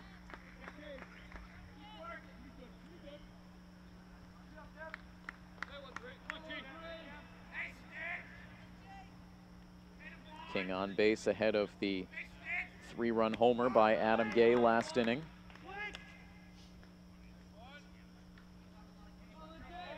Up there with a count of 1 ball and 1 strike. Off to a lead at first base is Chandler. And Kevin Lynch takes notice, fires quickly over there. The ball trickles out of the glove of Kevin Martinez, but only by a matter of a foot or 2. He's able to pick it up off the turf and send it back into his pitcher. Still 1-1 the count on the batter. The runner holds. The pitch is sent out to shallow center field. A long run for Cosette. He slides, and he cannot make the catch. It bounces out of the glove. He slid feet first in. He looked like he had the ball at first glance, but it popped back up and landed a foot or 2 behind him.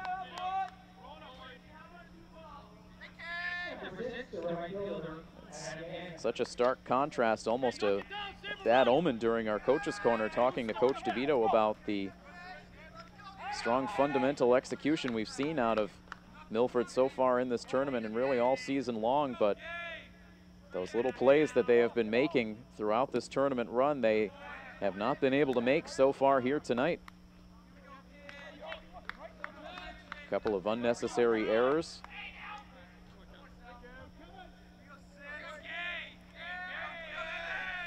Now 2 runners on with 1 out as this ball is hit slowly over towards third base. Fielded on the bare hand by McMillan. The throw to first base. It gets past the glove of Kevin Martinez. And in to score comes 1 run. They will hold Devon King at third base. And it's now a 7-2 lead for Kingston. Number 4, the designated hitter, Lou Rafferty. So more sloppy play on the infield. It was a tough do-or-die sort of play for Andrew McMillan. He was able to grab the ball cleanly on the bare hand, but sent a low throw to first base that Kevin Martinez could not pick.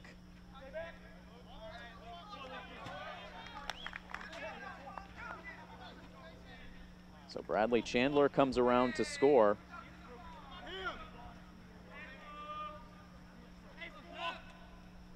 Seven to 2 now the lead. Runners at second and third now for post 387.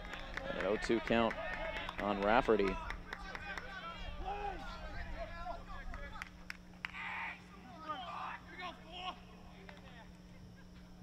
Another unearned run, this time charged to Kevin Lynch, who sends a good pitch in, but it just misses on the inside edge. Now a 1-2 count. Milford now staring up at a 5-run deficit. Lynch's next pitch It's hit on the ground to shortstop, played by Mantoni with the drawn-in infield. They throw to first for the out there. The throw from Martinez into the plate gets away. 1 run scores, and now here is a second as the ball rolls towards the Milford bullpen. The infield was drawn in for Milford. The ball went right to Mantoni. He looked the runner back to third base initially, but on the throw to first, King broke for the plate. Then Martinez sent a bad throw in. That got away from Michael Ryan, and that allowed not 1 but 2 runs to score. And it's now a 9-2 lead, and again, just some of the sloppiest baseball we have seen Milford play all season long.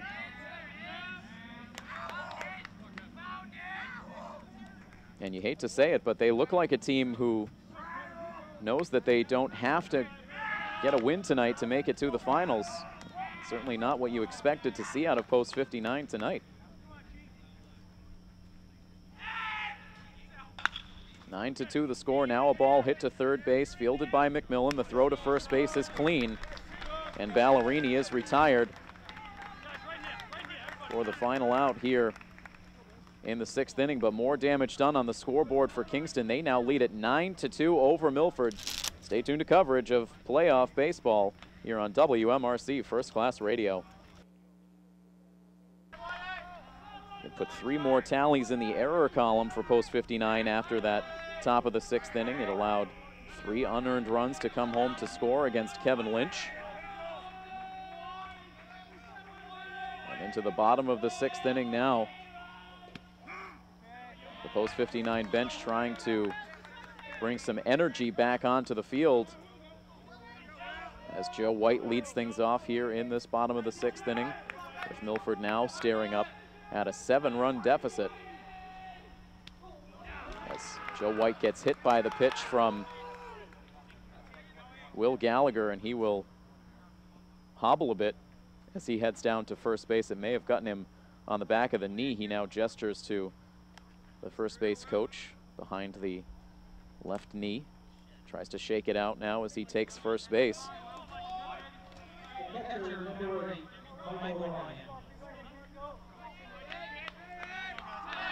So White is now at first base, and here is Michael Ryan, who sent a ball about 360 plus feet in his first at bat and was denied a hit. Then hit a ball about 6 feet in his second at bat that dropped in for a base hit. So baseball can be a funny game sometimes.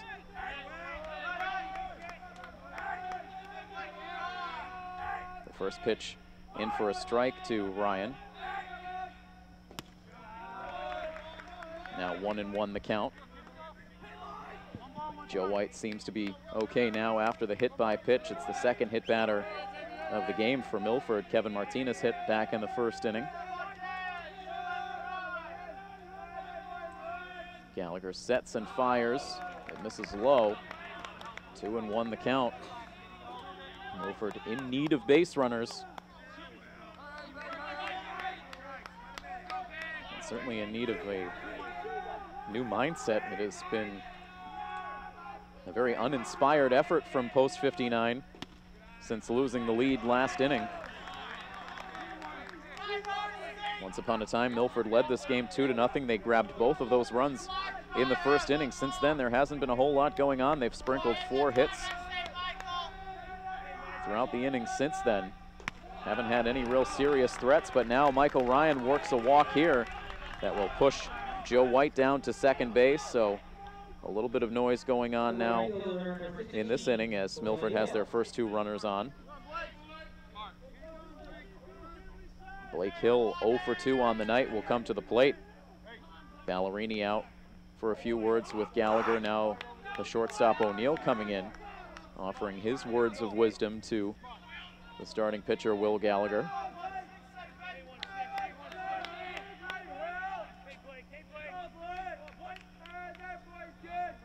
Milford looking to start to chip away before we see the first pitch into Blake Hill. Time called by the catcher. Trying to get on the same page with Gallagher, who now sets. Here comes the first pitch into Hill on the outside corner for strike 1.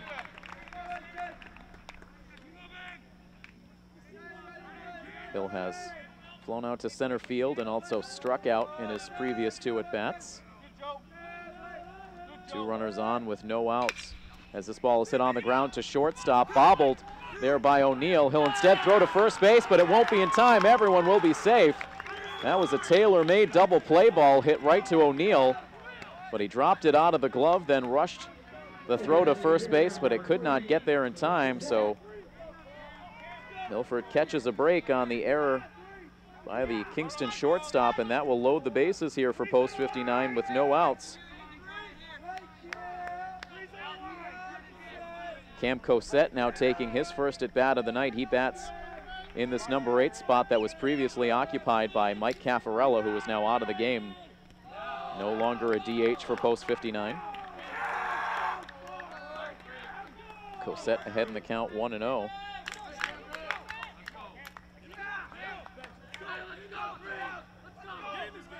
Cosette now playing center field, and after that first pitch missed, we'll see another conference take place on the pitcher's mound. Everyone coming in along with the Kingston coaching staff.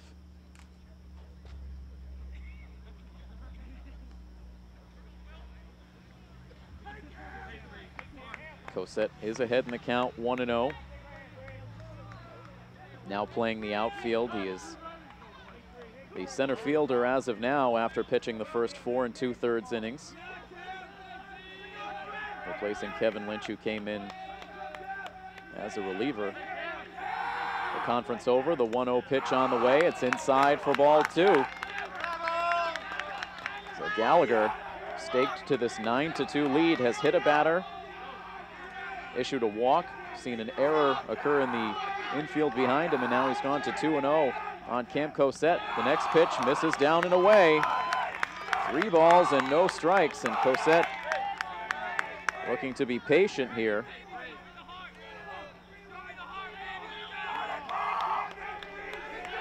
Three balls and no strikes to Cam Cosette with the bases loaded.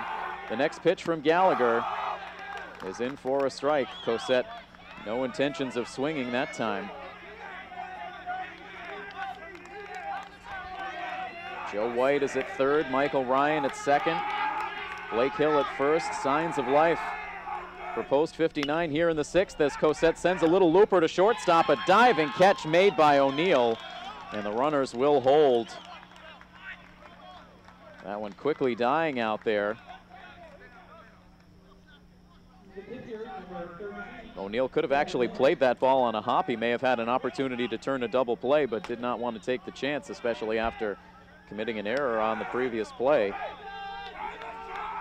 Goes as a pop out to shortstop, the first out of the 6th inning, and now Kevin Lynch will come to the plate. 1 for 2. He singled back in the 2nd, then grounded out to first base in the 4th.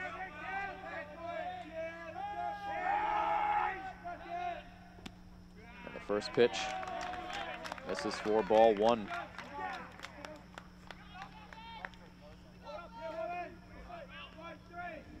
Lynch looking to come through here. Milford in need of a boost. Here is the pitch. It is hit off the end of the bat, foul, and out of play off the right field line. The count evens at 1 ball and 1 strike.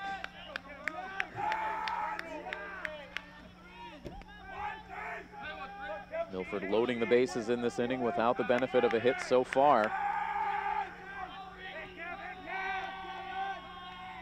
Here is the 1-1 pitch in for a called strike 2.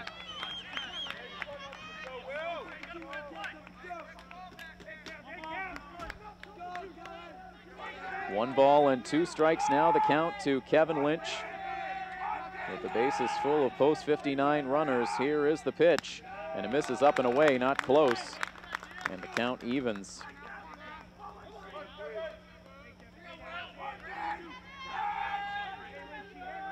This has not been a clean game on either side now. Miscues on both sides, although the error column much more filled up on the Milford side, particularly after 3 errors in that 6th inning.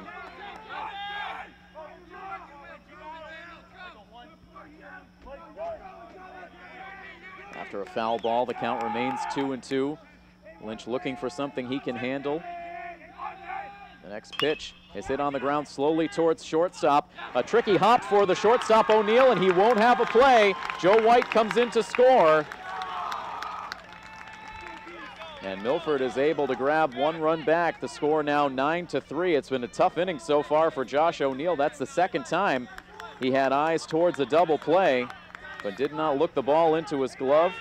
Commits his second error of the inning and allows an unearned run to score. So still no hits in the inning for post 59. But they do grab a run. Still just one out, and now back up to the top of the lineup, and Matt Tessina, who is 3 for 3. So he tried to stretch his last hit into a double and was thrown out at second base. Takes the first pitch for a called strike one. Will Gallagher laboring here in the bottom of the 6th inning. These last 2 innings have really slowed this game down to a crawl. Here's the 0-1. It's chopped up the middle. It gets past the mound. Another chance for O'Neill. He throws to first to get the out there. In the back door from third base comes Michael Ryan with the second run of the inning for Milford. 9-4 now the score. Blake Hill moves up to third base with Lynch moving down to second. An RBI on that ground out for Tessina. And a hit for Andrew McMillan right here with 2 outs could make this a ball game again. It's a 9-4 score now. Milford with 2 more runners in scoring position with 2 outs. Here is the 1-0 pitch into McMillan. It's in for a strike.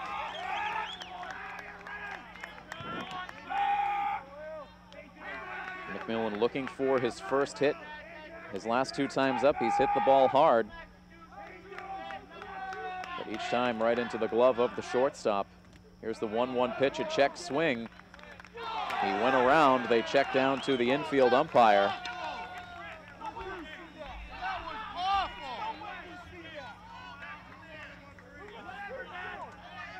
And you have to look at all of the errors in that last inning, allowing 3 unearned runs to score. This would be just a 2-run lead now for Kingston if Milford hadn't had that defensive implosion.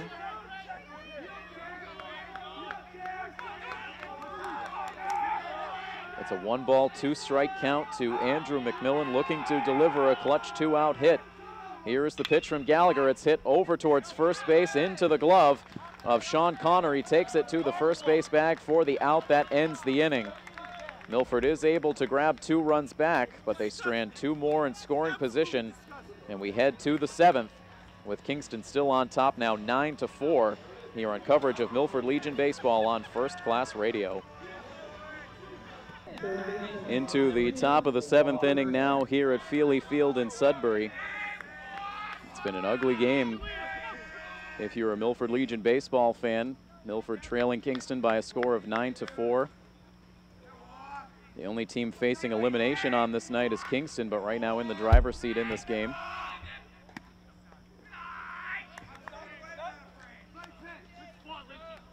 How things would work out if Milford were to be unable to mount a comeback. They would still make it to the championship game tomorrow. We would see first a game between Kingston and Newburyport to decide who would be the other participant in that championship game, and then we would see just a 1-game final later on in the evening to determine the winner of this 2014 Massachusetts State Tournament.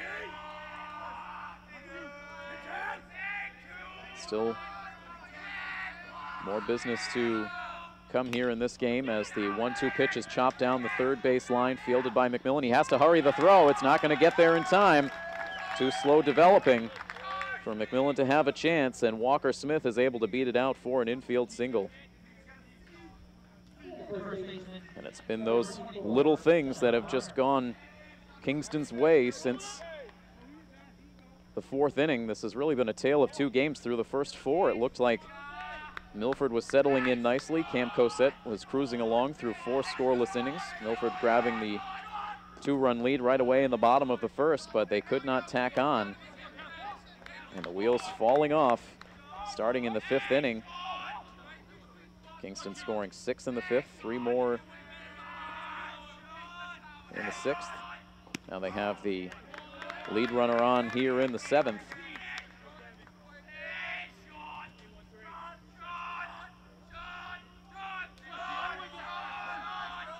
One ball and 1 strike is the count to Sean Connor, who takes a pitch low. The runner takes off. Michael Ryan can't handle the pitch, and so it is an uncontested steal of second base for Walker Smith. 2-1 now, the count on the batter. Sean Connor has been on base 3 times so far tonight, 2 singles and a walk. He chops one to the left side. McMillan fields and throws, a nice play, but aggressive base running by Smith. He's able to move up to 3rd in the process. So Connor is finally retired on the 5-3 ground out. But a runner now standing at 3rd base with 1 down for the number 9 hitter, Matt Cochon.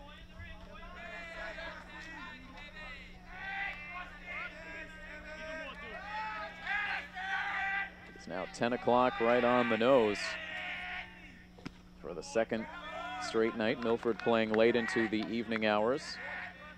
If they go on to lose this game, it'll be evening baseball guaranteed tomorrow for Post 59. The 1-0 pitch is hit on the ground. It gets past Dan Mantoni out into left field, and in to score from 3rd base comes Walker Smith to make it an even 10 runs on the night for Post 387. Milford, who had scored 10+ runs in their first 2 games in this tournament, now allowing 10 runs here tonight. It's the 4th run allowed in this relief appearance by Kevin Lynch. Now the runner immediately takes off for second base. No throw from Michael Ryan. It's a steal for Cochon.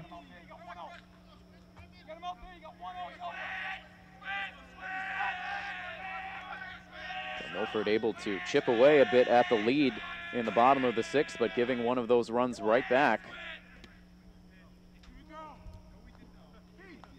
As they check on the swing down to the infield umpire, he did not go. 2 balls and no strikes the count to Chandler, who singled and scored a run back in the 6th. Now a pitch misses up and away, 3-0 the count. No action right now in the Milford bullpen, though we did see Blake Hill warm up a little bit earlier, so he should be available if Coach DeVito needs to make a move. If that were the case, they would likely shift Cosette over to right field, send Kevin Lynch back out to center, and bring Blake Hill into pitch. If that move is made, it's a 3-ball, no strike count right now to Bradley Chandler with a runner at second base. Here is the pitch, and it is in tight for ball 4.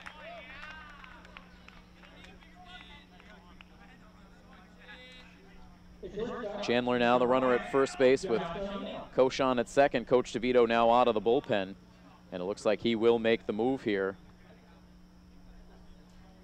So Lynch will trot back out to the outfield. Blake Hill coming in, so that move being executed just as expected. Blake Hill will be the 3rd pitcher to enter the ball game for Post 59 when we return, with Kingston leading Milford 10-4 here on playoff coverage of Milford Legion Baseball on First Class Radio. Hill got a little bit of warm-up time in the bullpen earlier on the night. There is more action in the Milford bullpen. It is Brendan Pounds now starting to loosen up the arm. Pounds has been utilized in an emergency relief role at past points in this season. It has not gone particularly well for Pounds when he has been used on the mound. So it looks like Coach DeVito might be in pitching staff preservation mode at this point, not wanting to use all his bullets here tonight, worrying about the championship tomorrow. The runner takes off for third base. A delayed throw from Michael Ryan. It's in the dirt. It gets away from Andrew McMillan, and in to score on the play is Matt Koshon. He ends up stealing third base, and then the errant throw by Michael Ryan allows Koshon to come around to score, and into second base goes Bradley Chandler. And you really have to wonder where Milford's going to be at from a confidence standpoint. Whatever the final result of this game, after playing so well through the first 3 games, it has been just about a nightmare scenario unfolding here tonight. Now a fly ball out to right field off the bat of O'Neill. The catch is made. And that is the second out in the inning. Staying put at second base is Chandler. Center fielder, number 11, Devon King.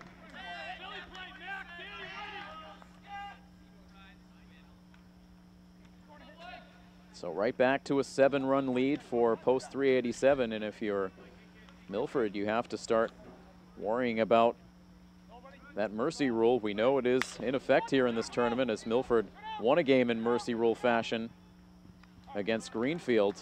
They will see no more damage done on the scoreboard in this inning, as now Devon King flies out to center field for the out that ends the inning, but it's up to an 11-4 lead now for Kingston over Milford here on coverage of Milford Legion Baseball on First Class Radio. 11-4, Kingston leads it over Milford, as post 59 will bring batters 3, 4, and 5 to the plate here in the bottom of the 7th inning. Dan Mantoni leads off as Will Gallagher returns to the mound for his 7th inning.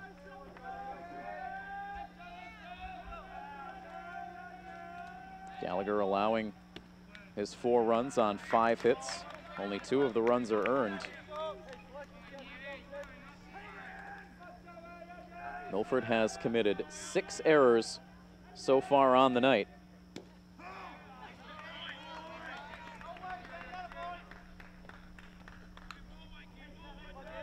That is really one of the lead stories, and you can't take credit away from Kingston coming into this game against the only undefeated team left in the tournament. They have not looked one bit phased, even after trailing by a couple of runs early. They've done what they needed to do. They have hit a monstrous home run in this game. They've put the pressure on Milford. They certainly brought the intensity to this game when Milford could not. Now Dan Mantoni drives the ball deep out to left center field to the wall, and it just sneaks over for a home run. So as we talk about the home run for Kingston, Dan Mantoni sends one just over the fence out in left center field, a solo home run to lead off this 7th inning, and something for the post 59 fans to cheer for as Mantoni crosses the plate, making the score 11-5. Mantoni's first home run here in 2014.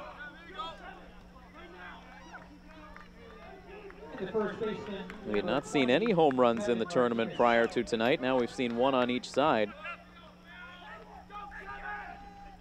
From Mantoni, it's the first time, at least in the last 3 years, we've seen one hit over the fence.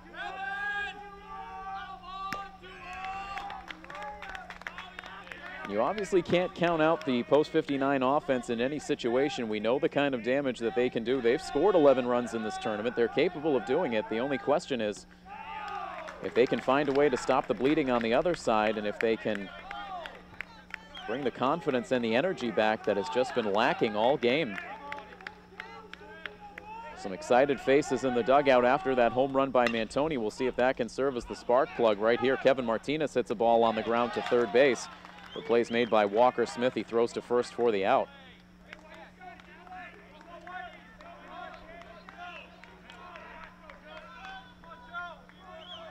So with 1 down in the inning, the base is empty. Now Joe White, the second baseman, coming up for the 4th time. White received an RBI on a sac fly back in the 1st. Since then, he has grounded out and has been hit by a pitch. He scored a run as part of the 2-run rally last inning.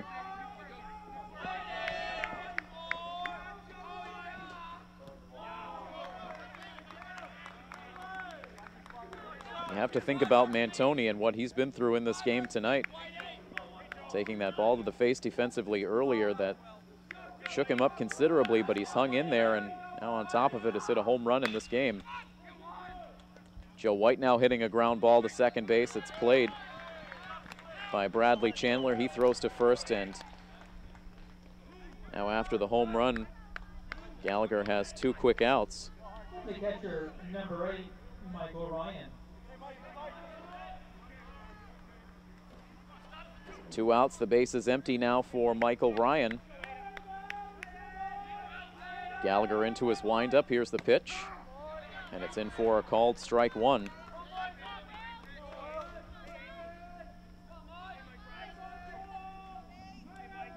Two away in the inning as Gallagher winds and fires. The pitch on the outside edge this time. 0-2 the count.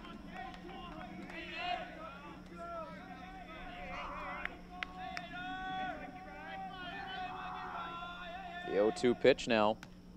And setting up out of the crouch was Sam Ballerini. The ball came in tight on Ryan, sent him to the deck. Count now 1-2.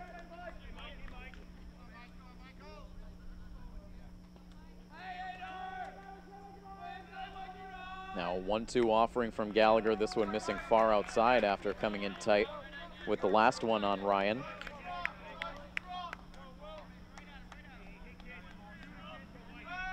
Two balls, 2 strikes, 2 outs in the inning. The next pitch into Ryan is chopped foul off towards the first base dugout. Milford getting a run here on a solo shot from Dan Mantoni to bring the score to 11-5. Still trailing big, looking for something from Michael Ryan. He lifts the ball in the air down the right field line, down the left field line, excuse me, but a foul ball.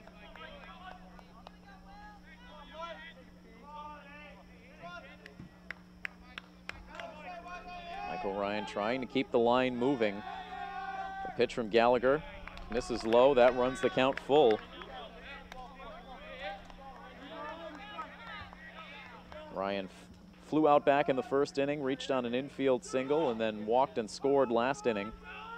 Readies for a 3-2 pitch. It's swung on and missed out in front. Strikes out. It's the 5th K for Will Gallagher. We head on to the 8th inning. Kingston 11 and Milford 5 here on WMRC First Class Radio. Blake Hill back out on the mound. He finished off the final 2/3 of the top of the 7th inning. Now on for the 8th, where he will face batters 4, 5, and 6. Adam Gay will be due up first. Adam Gay with one of the biggest blasts in this game. A 3-run homer back in the 5th inning as part of the real turning point inning of this game. Adam Gay overall on the night, 2 for 4. He has reached base 3 times. He reached on an error his last time up. He reached on an error by Andrew McMillan and ended up coming around to score on an errant throw by Kevin Martinez.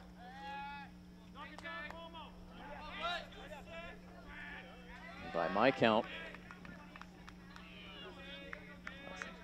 check the general consensus of the press box later, but by my count, I've tallied 7 errors for Post 59 over the course of this game.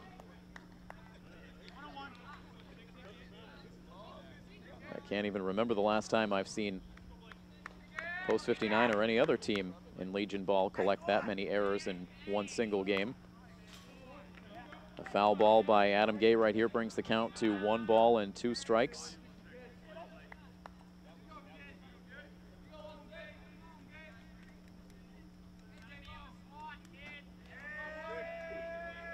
Man on deck is Luke Rafferty. Hill winds and fires. The pitch is popped up. Should be playable out in shallow center field. It's Dan Mantoni backpedaling around. Now the ball takes a late slice towards left field, but Mantoni stays with it to make the catch.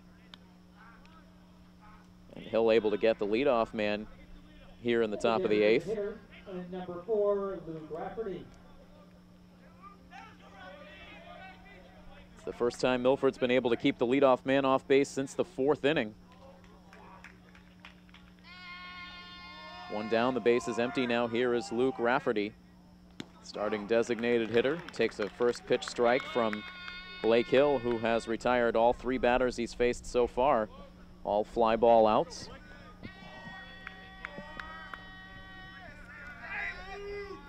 The lefty fires to the plate a little bit inside, and the count evens at 1-1.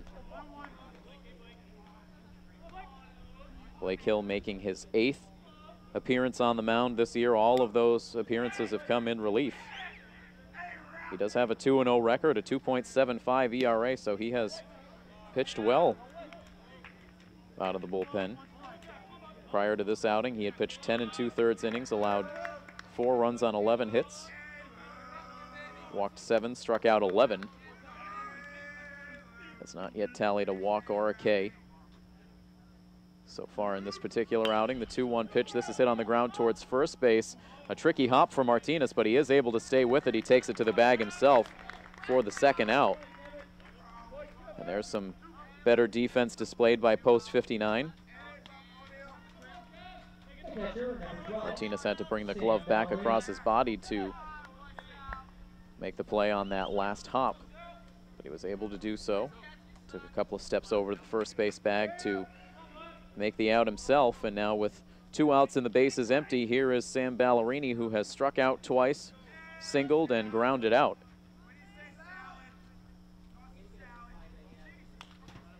Swings at the first pitch and lines it foul towards the backstop. Due up in the bottom half of this 8th inning for Milford are the 7, 8, and 9 hitters, which as of now are Blake Hill, Cam Cosette, and Kevin Lynch.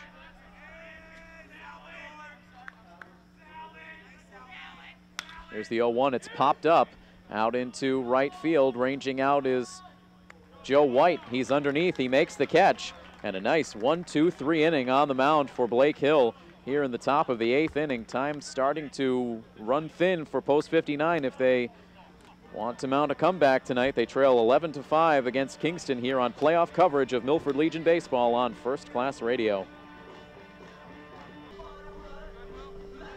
Will Gallagher has pitched the first 7 innings for Kingston post 387, and he will start this bottom of the 8th now. He's allowed 4 runs on 6 hits. And now Blake Hill will come to the plate for the 5th time this evening. So far tonight, a fly out, a strikeout, and he has reached on an error, but finally settling things down on the mound over the last few innings. He hits this one deep out to right field, still going back towards the wall, and it's over the wall for a home run.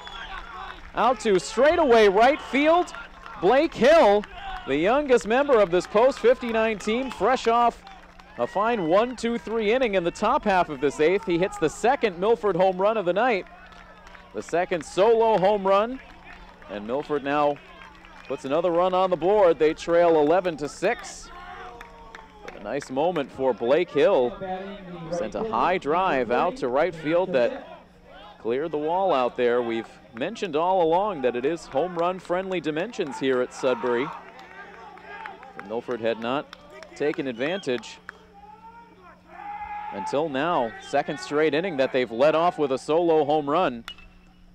As now Cam Cosette pops one up in foul ground behind first base. Ranging over and making the catch is Sean Connor.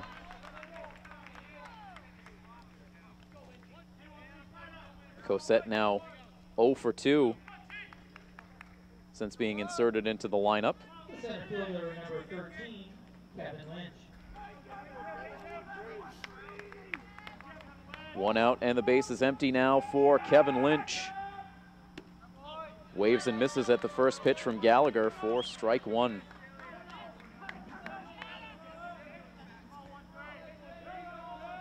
So prior to tonight, only 1 player occupied the home run column in the stats for Post 59. That was Kevin Martinez with 3 home runs on the year. Now he has some company with Dan Mantoni and Blake Hill, each with solo home runs tonight. 1 ball and 1 strike on Lynch. The next pitch in for a called strike 2.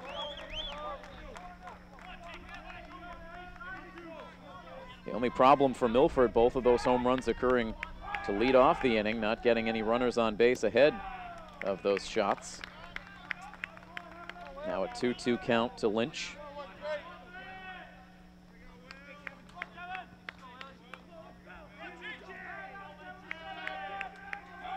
It's a 5-run deficit staring at Milford here with 1 out in the 8th inning. They have just 5 outs remaining to mount a comeback.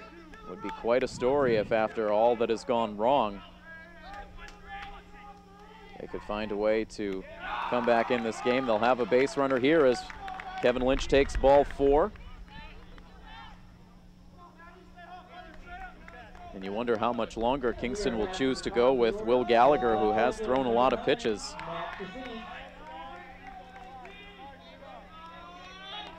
Facing now the top of the lineup. Matt Tessina coming to the plate with Lynch aboard at first. Tessina 3 for 4 with an RBI. Takes a pitch upstairs for ball 1. The bullpen is quiet for Post 387.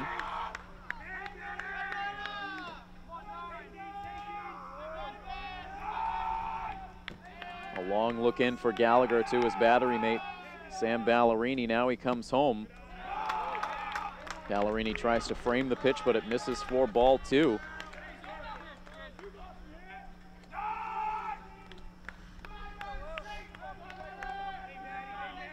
Some life again on the Milford sidelines. Here's the 2-0 pitch. It's down low for ball 3. Andrew McMillan in the on-deck circle.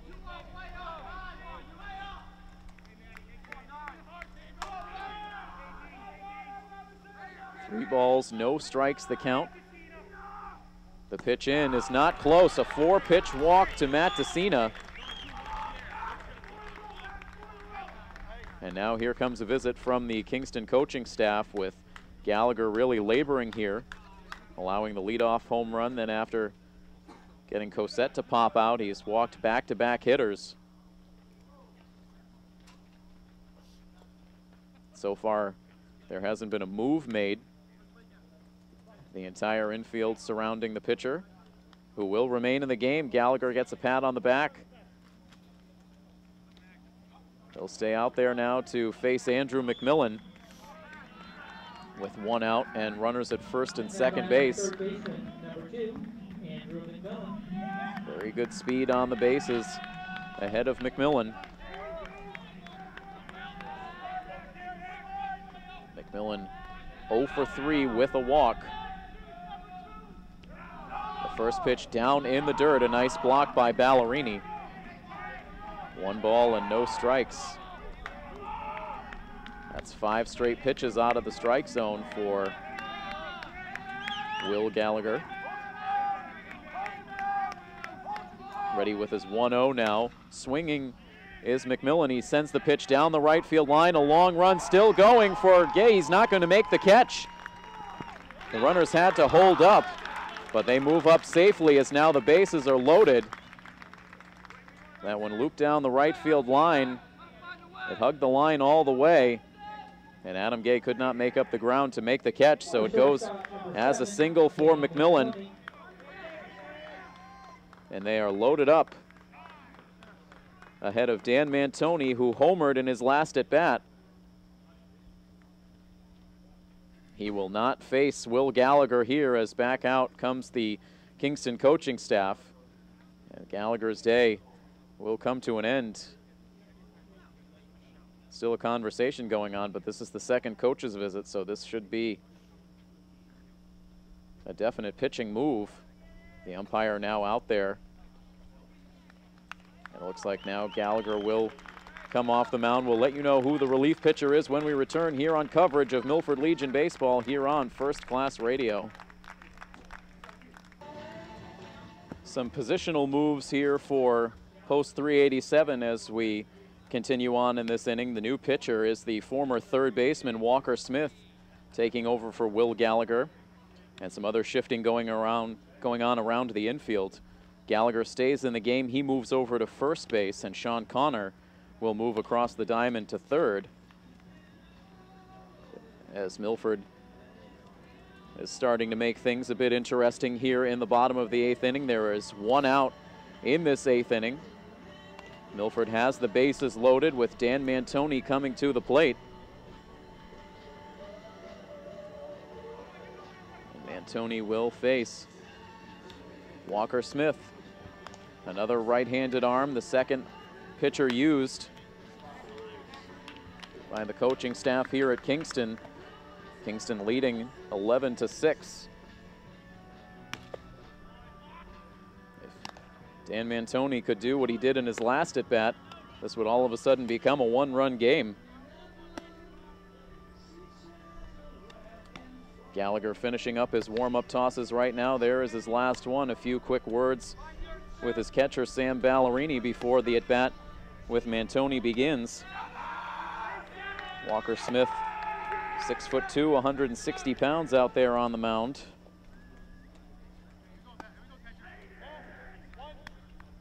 Facing Dan Mantoni, who outside of the home run has walked, grounded out, and popped out in this game. The runner at third base is Kevin Lynch. Matt DeCina, the man at second, with Andrew McMillan at first. We've seen a home run, 2 walks, and a single so far in this inning, with a pop-up mixed in between. And the first pitch now issued by Walker Smith misses outside for ball 1.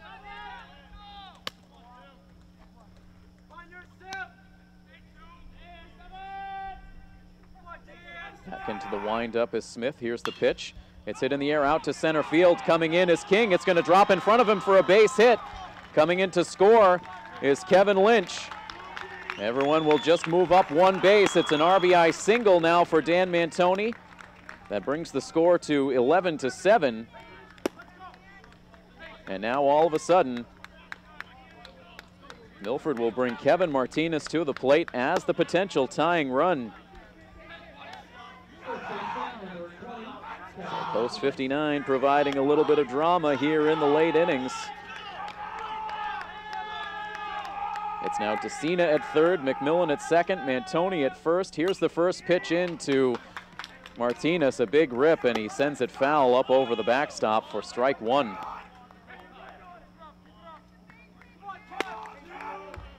Martinez with designs on tying up this game on that first swing. Here comes the 0-1 pitch.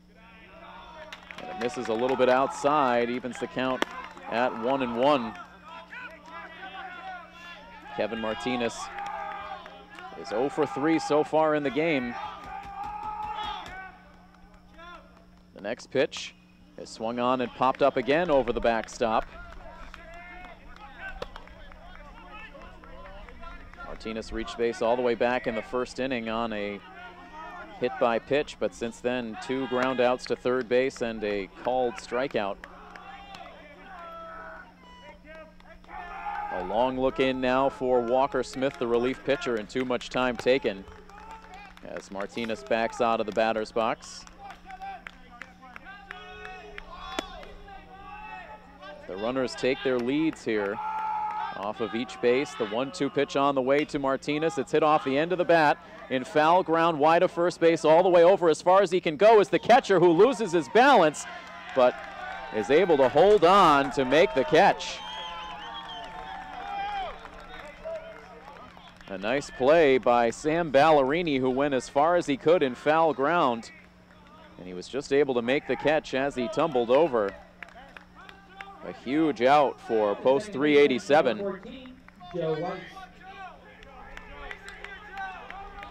And now the inning comes down to Joe White. One last chance for Milford here with the bases loaded. The First pitch is swung on and popped up now in foul ground down the third base line. Over is the new third baseman, Sean Connor, but that one moves over the bullpen and out of play. 0-1 the count to Joe White. A bit of a breeze now blowing in towards home plate.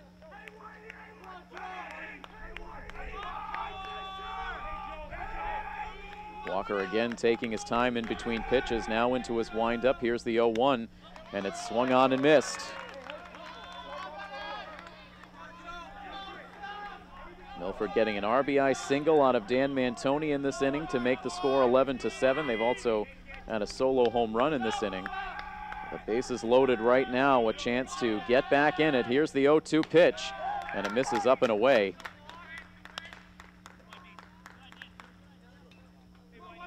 Joe White at times this season has had a flair for the dramatic. You will certainly recall getting a walk-off single in extra innings against Wachusett to propel Milford into the state tournament. Here's this pitch. It's a line drive out into right field. It's going to get down for a base hit. Into score comes Matt DeCina. Here comes McMillan behind him. The throw is not in time.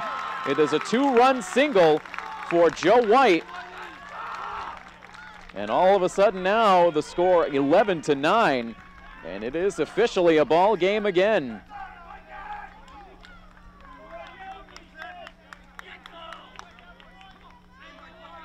A rally on here with 2 outs in the inning for post 59. Joe White coming through with the 2-strike, 2-run single. And the tying runs are on here as the 9th batter will come to the plate in this inning for Milford. And Michael Ryan.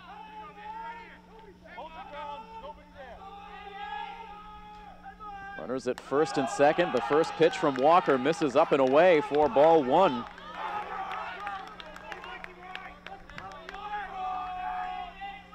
A solo home run got this inning started. And the line is kept moving. The tying runs aboard. Here's the 1-0 pitch, a big swing and a miss from Ryan. And with Michael Ryan at the plate again, you have to think about that catch that was made by Devon King all the way back in the first inning that robbed Michael Ryan of a 2-run home run. Otherwise, we'd be staring at a tied ball game. A borderline pitch goes as strike 2 on the outside edge, and now Ryan down in the count. 1 ball and 2 strikes. Mantoni leads off of second base with White off of first. The set by Walker Smith. Here's the pitch. It's up and in. It bends Ryan back off the plate. Count evens at 2-2. Blake Hill, who was homered in this game, waits on deck if we get that far. Walker, another check on the runners. The high leg kick and the pitch, and this is hit on the ground. A diving play by the second baseman, but it gets behind him. Coming around to the plate is Dan Mantoni, and he is going to be out at the plate. Coach DeVito waving Mantoni in. It was a bad decision as Milford runs into the final out of this inning at home plate. The runner would have been safe at first base, but a heads-up throw into home gets there in plenty of time to record the out of Dan Mantoni, but Milford gets themselves close. The game now 11-9. Kingston holding on to the lead as we head to the 9th inning here on coverage of Milford Legion Baseball on First Class Radio. Things have gotten interesting here at Feely Field in Sudbury. Post 59 at one point led this game 2-0. Then Kingston took a 6-2 lead. They once led this game 9-2. Milford getting 2 runs to bring the score to 9-4. Then giving the lead, giving those 2 runs right back. It was an 11-4 score just recently, but post 59 with a 4-run rally in the bottom of the 8th inning.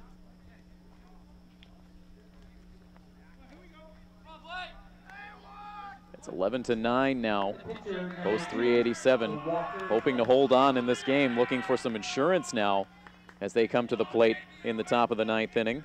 And Blake Hill is back on the mound in relief. He has been good. He's retired all 5 batters he has faced so far. And first pitch swinging, Walker Smith fouls it away for strike 1. Smith came out in relief of Will Gallagher last inning and was lucky to escape with a 2-run lead still intact.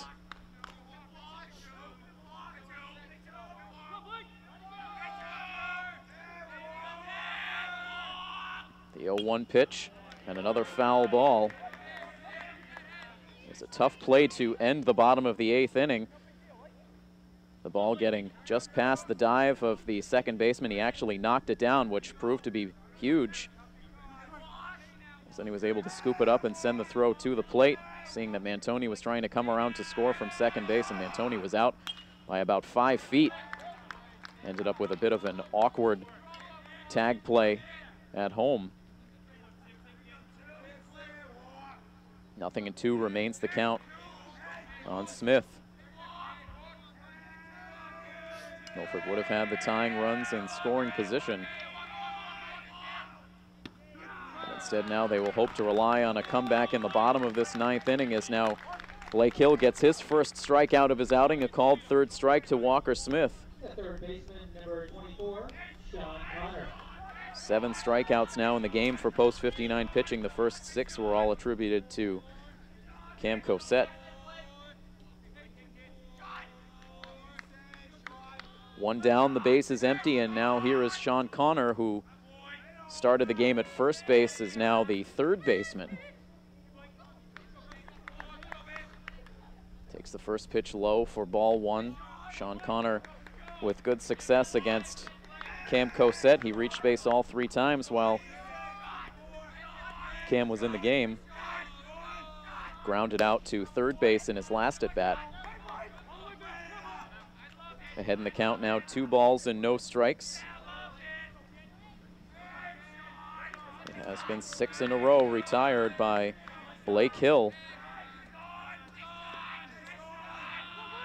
Looks in for the sign from Michael Ryan. Now the lefty deals, and the pitch has popped foul out of play.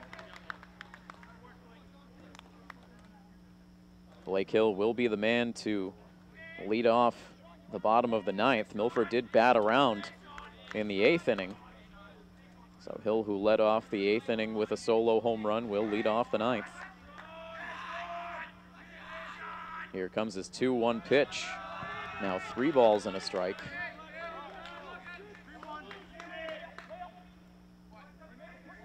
Coming close to the hour of 11 o'clock, so despite the fact that we got this game in earlier than the one last night, we will still see a similar finish time. As now the 3-1 pitch misses inside and low for ball 4, so there's the first base runner allowed by Blake Hill. Left fielder, number 7, Matt Dishon.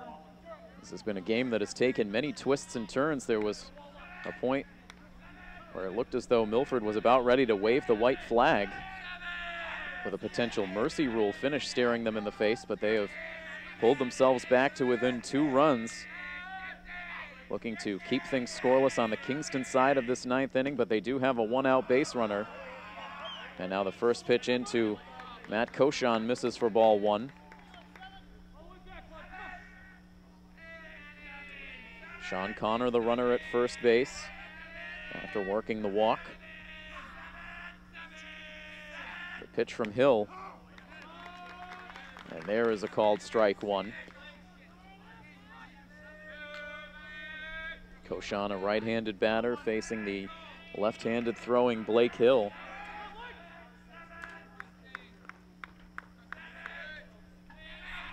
Hill sets, checks the runner at first base a couple of times, now comes home. The pitch misses low. No action in the bullpen. Coach DeVito hoping that Hill can get them through. It's been Cosette, Lynch, and Hill on the mound so far tonight for Milford.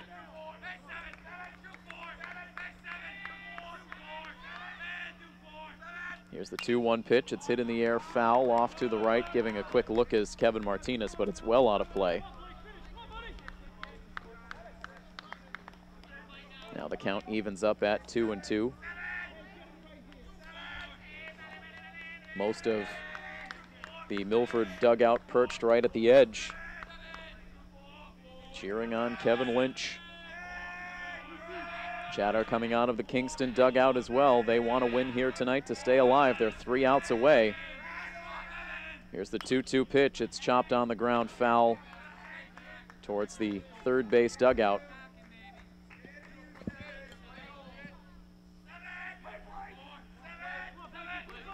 Blake Hill battling against Matt Koshon, who has flown out, walked, grounded into an inning-ending force play, and singled. Here's the pitch. It misses high. And a 3-ball, 2-strike count. The Milford fans that traveled out for the game tonight still in attendance, imploring Blake Hill to come through in this situation to give his team a chance. Here's the 3-2 pitch. It's not close. Missing inside for ball 4. Now back-to-back walks for Hill. It puts runners at first and second base, and here comes Coach DeVito. And the shortstop, number 5, Josh O'Neill.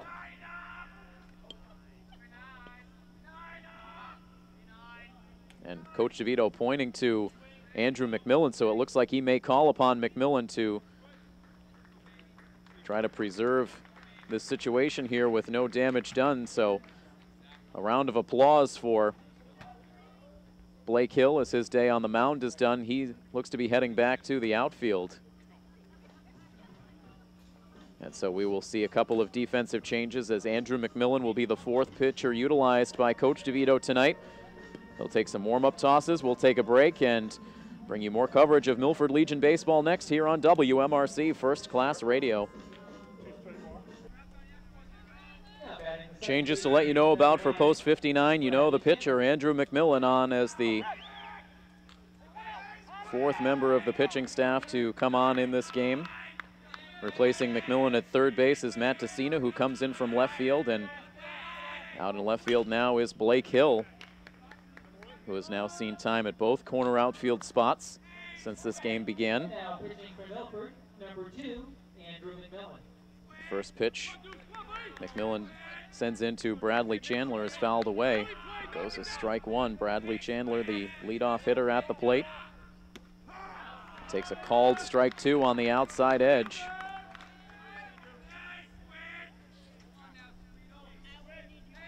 Andrew McMillan pitching an inning back in the 2nd game of this state tournament against Greenfield. Allowed a walk and 2 hits, but no runs. Now pitching with a 1-2 count.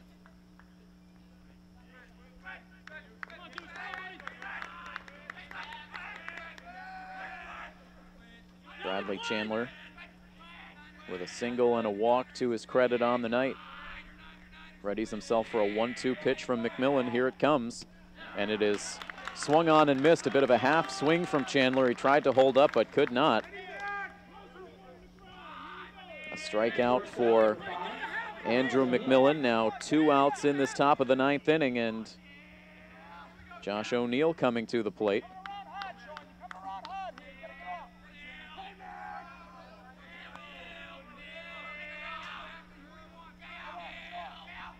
O'Neill looking for his first hit in the game. Reached base on a hit by pitch and an error. Has also flown out twice and grounded out. 0-1 the count.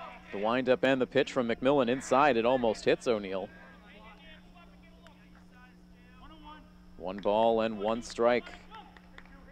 The runners on base, Sean Connor at second, Matt Koshon at first, both reaching via walks from Blake Hill. Here's the 1-1 pitch hit in the air down the right field line and foul ground. Racing over is Kevin Martinez and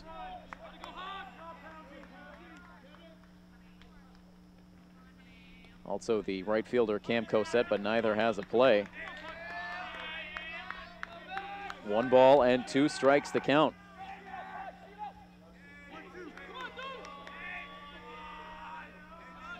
The runners take their leads off of first and second base. McMillan's next pitch on the way, and it's chopped foul wide of third base. A foul ball that keeps the count at 1-2. The runners were on the move. They retreat back to first and second as O'Neill digs back into the right side batter's box. Another 1-2 pitch from McMillan, and it gets past the glove of Michael Ryan. Now the runners will be able to move up.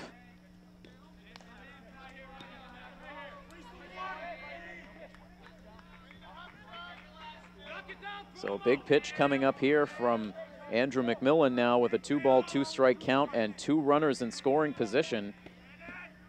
Milford trying to preserve this 2-run deficit to give it one more try in the 9th. McMillan sets. Here is the pitch, and it's hit back up the middle. It's going to get through for a base hit, and 2 runs will come home to score for post 387. The throw to the plate not in time. A 2-run single for Josh O'Neill and a crushing blow to Milford's hopes for a comeback. Right back up the middle. It'll go as a single. O'Neill takes second base on the throw, but 2 big runs come in to score. And the lead now pushed up to 13-9.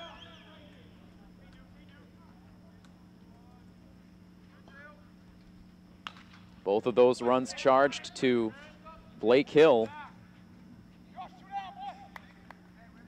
But McMillan unable to slam the door in this top of the 9th inning.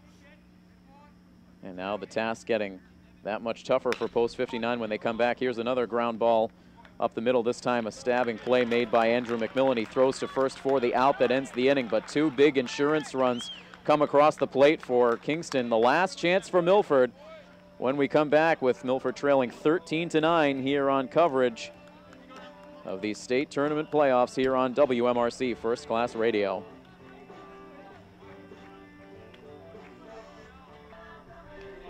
Last chance for post 59 as they will come to the plate here in the bottom of the 9th inning, trailing 13-9. Walker Smith back out onto the mound looking to close things out.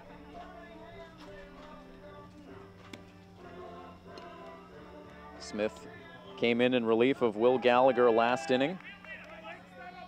And leading off the Milford, number 16, Blake Hill. He will face Blake Hill, who is now the left fielder for post 59. We've seen a couple of different positions over the course of this game. Started in right field, pitched in relief, now out in left. He homered in his last at bat.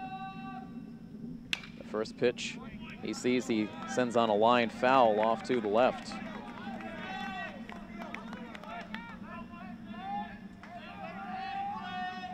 No balls and 1 strike on Hill. With Cam Cosette on deck. The 0-1 pitch hit on the ground towards first base. A diving grab made by Gallagher. He sprints to the first base bag, gets there ahead of Hill for the first out in the 9th. Will Gallagher over there at first base now. We've seen a number of defensive changes. It will not be Cam Cosette who comes to the plate next. Instead, it is Brendan Pounds who will make a pinch hitting appearance. Cosette was 0 for 2. This 8th spot in the lineup originally occupied by Mike Caffarella. He was 0 for 2 with a couple of strikeouts. Cam Cosette 0 for 2. And now it is Pounds. The first pitch in for a strike. The next one on the way from Walker Smith and misses outside.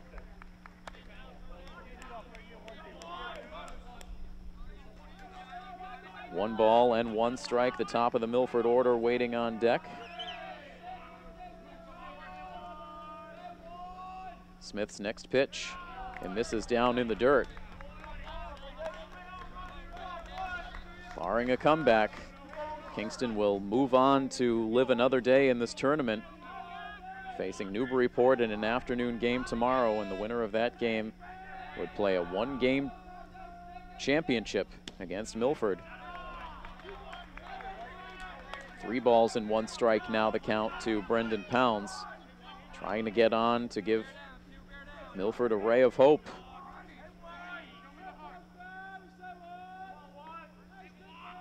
The 3-1 pitch on the way, and it swung on and hit foul towards the backstop. And that will run the count full. It is Kevin Lynch on deck, not quite up to the top of the order yet. Kevin Lynch and then Matt DeCina. Here comes the 3-2 pitch, and it misses outside for ball 4, so Pounds is able to reach base here with 1 out in the 9th.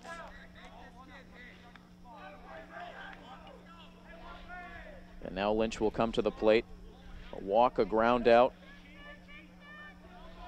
Reaching on an error and a walk. That has been the night for Kevin Lynch, officially 1 for 3. He scored a run last inning. Remains a 13-9 score with Kingston in front. Lynch swings at the first pitch, hits it high in the air down the right field line, but foul.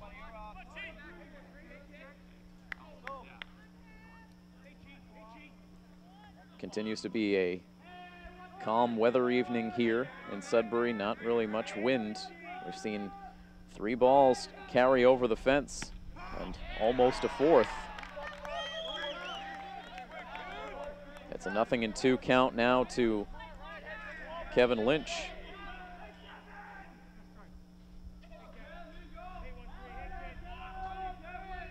Pounds leading off of first base. Walker's next pitch, it misses outside and low. Ballerini wanted to send it down to first base but couldn't get a clean handle on the ball. The count 1-2.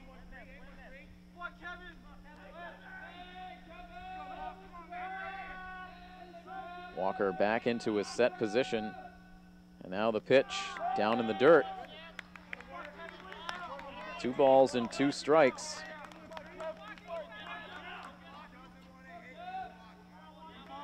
Milford would need to load the bases here for a chance to bring the tying run to the plate.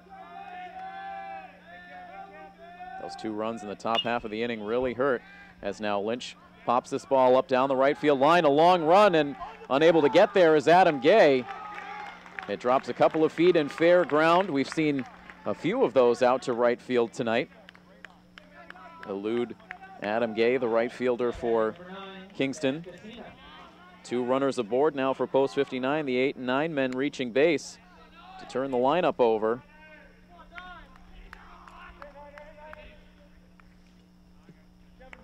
Pounds now at second with Lynch at first, and here is DeCina, who has been on base 4 times. 3 singles, a walk, 2 runs scored.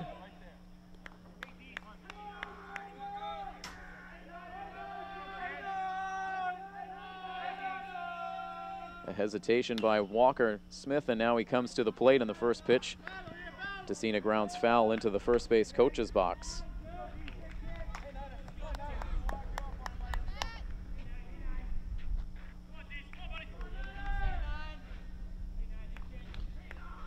The big inning in this game, the 5th, where Kingston scored 6 runs to first take the lead. They've padded it with a 3-run 7th, a 2-run 6th, a 2-run 7th, and 2 runs in the top half of the inning as now DeCina sends a ball through up the middle for a base hit. And we mentioned Milford needed to load the bases to bring the tying run to the plate. Well, that's exactly what they've done. DeCina with his 4th hit. And now the bases are loaded for Andrew McMillan. And you could see how upset McMillan was walking off the mound after he gave up that hit that scored the 2 runs, so he would love a chance to atone. He takes the first pitch high for ball 1. Milford not giving up without a fight. The bases loaded here with 1 out in the bottom of the 9th inning. The 1-0 pitch from Smith is swung on and hit on the ground foul. 1 ball and 1 strike. Dan Mantoni pacing around in the on-deck circle. You know he wants a chance in this inning.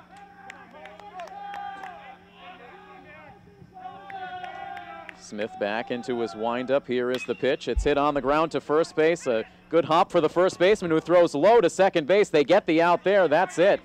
In to score from third base is Brendan Pounds. That was a tricky throw from Gallagher at first base, but it was handled by the shortstop. They get the runner at second base, so erased is Matt DeCina. In to score comes Pounds. On to third goes Kevin Lynch. McMillan safe on the fielder's choice, so it will come down to this at bat by Dan Mantoni. The score now 13-10. Milford trailing by 3. The tying run at the plate. And it is the 5-year veteran Dan Mantoni trying to keep this game alive. Takes the first pitch for a ball. Mantoni with a solo home run and an RBI single in his last 2 at-bats. Here's the 1-0 pitch, a big swing and a miss. Mantoni with a home run cut there, but he comes up empty. 1 ball and 1 strike the count. This game full of drama all night long, coming right down to the last batter. Here's the 1-1 pitch. It misses outside, 2 balls and a strike. If nothing else, Milford able to redeem themselves after falling down big with all of the miscues in the middle innings. Here comes the 2-1 pitch. It misses outside and low, 3 balls and a strike. Should Mantoni reach, Kevin Martinez would come to the plate as the potential winning run. The set by Walker Smith. The pitch to the plate, and it is popped up on the infield, playable in foul ground behind first base. Coming over in foul ground to make the catch is Will Gallagher. So Milford makes it interesting here in the 9th inning. They bring the tying run to the plate, but Mantoni pops out to end the ball game. Final score, Kingston defeats Milford 13-10. They deal Milford their first loss in this state tournament.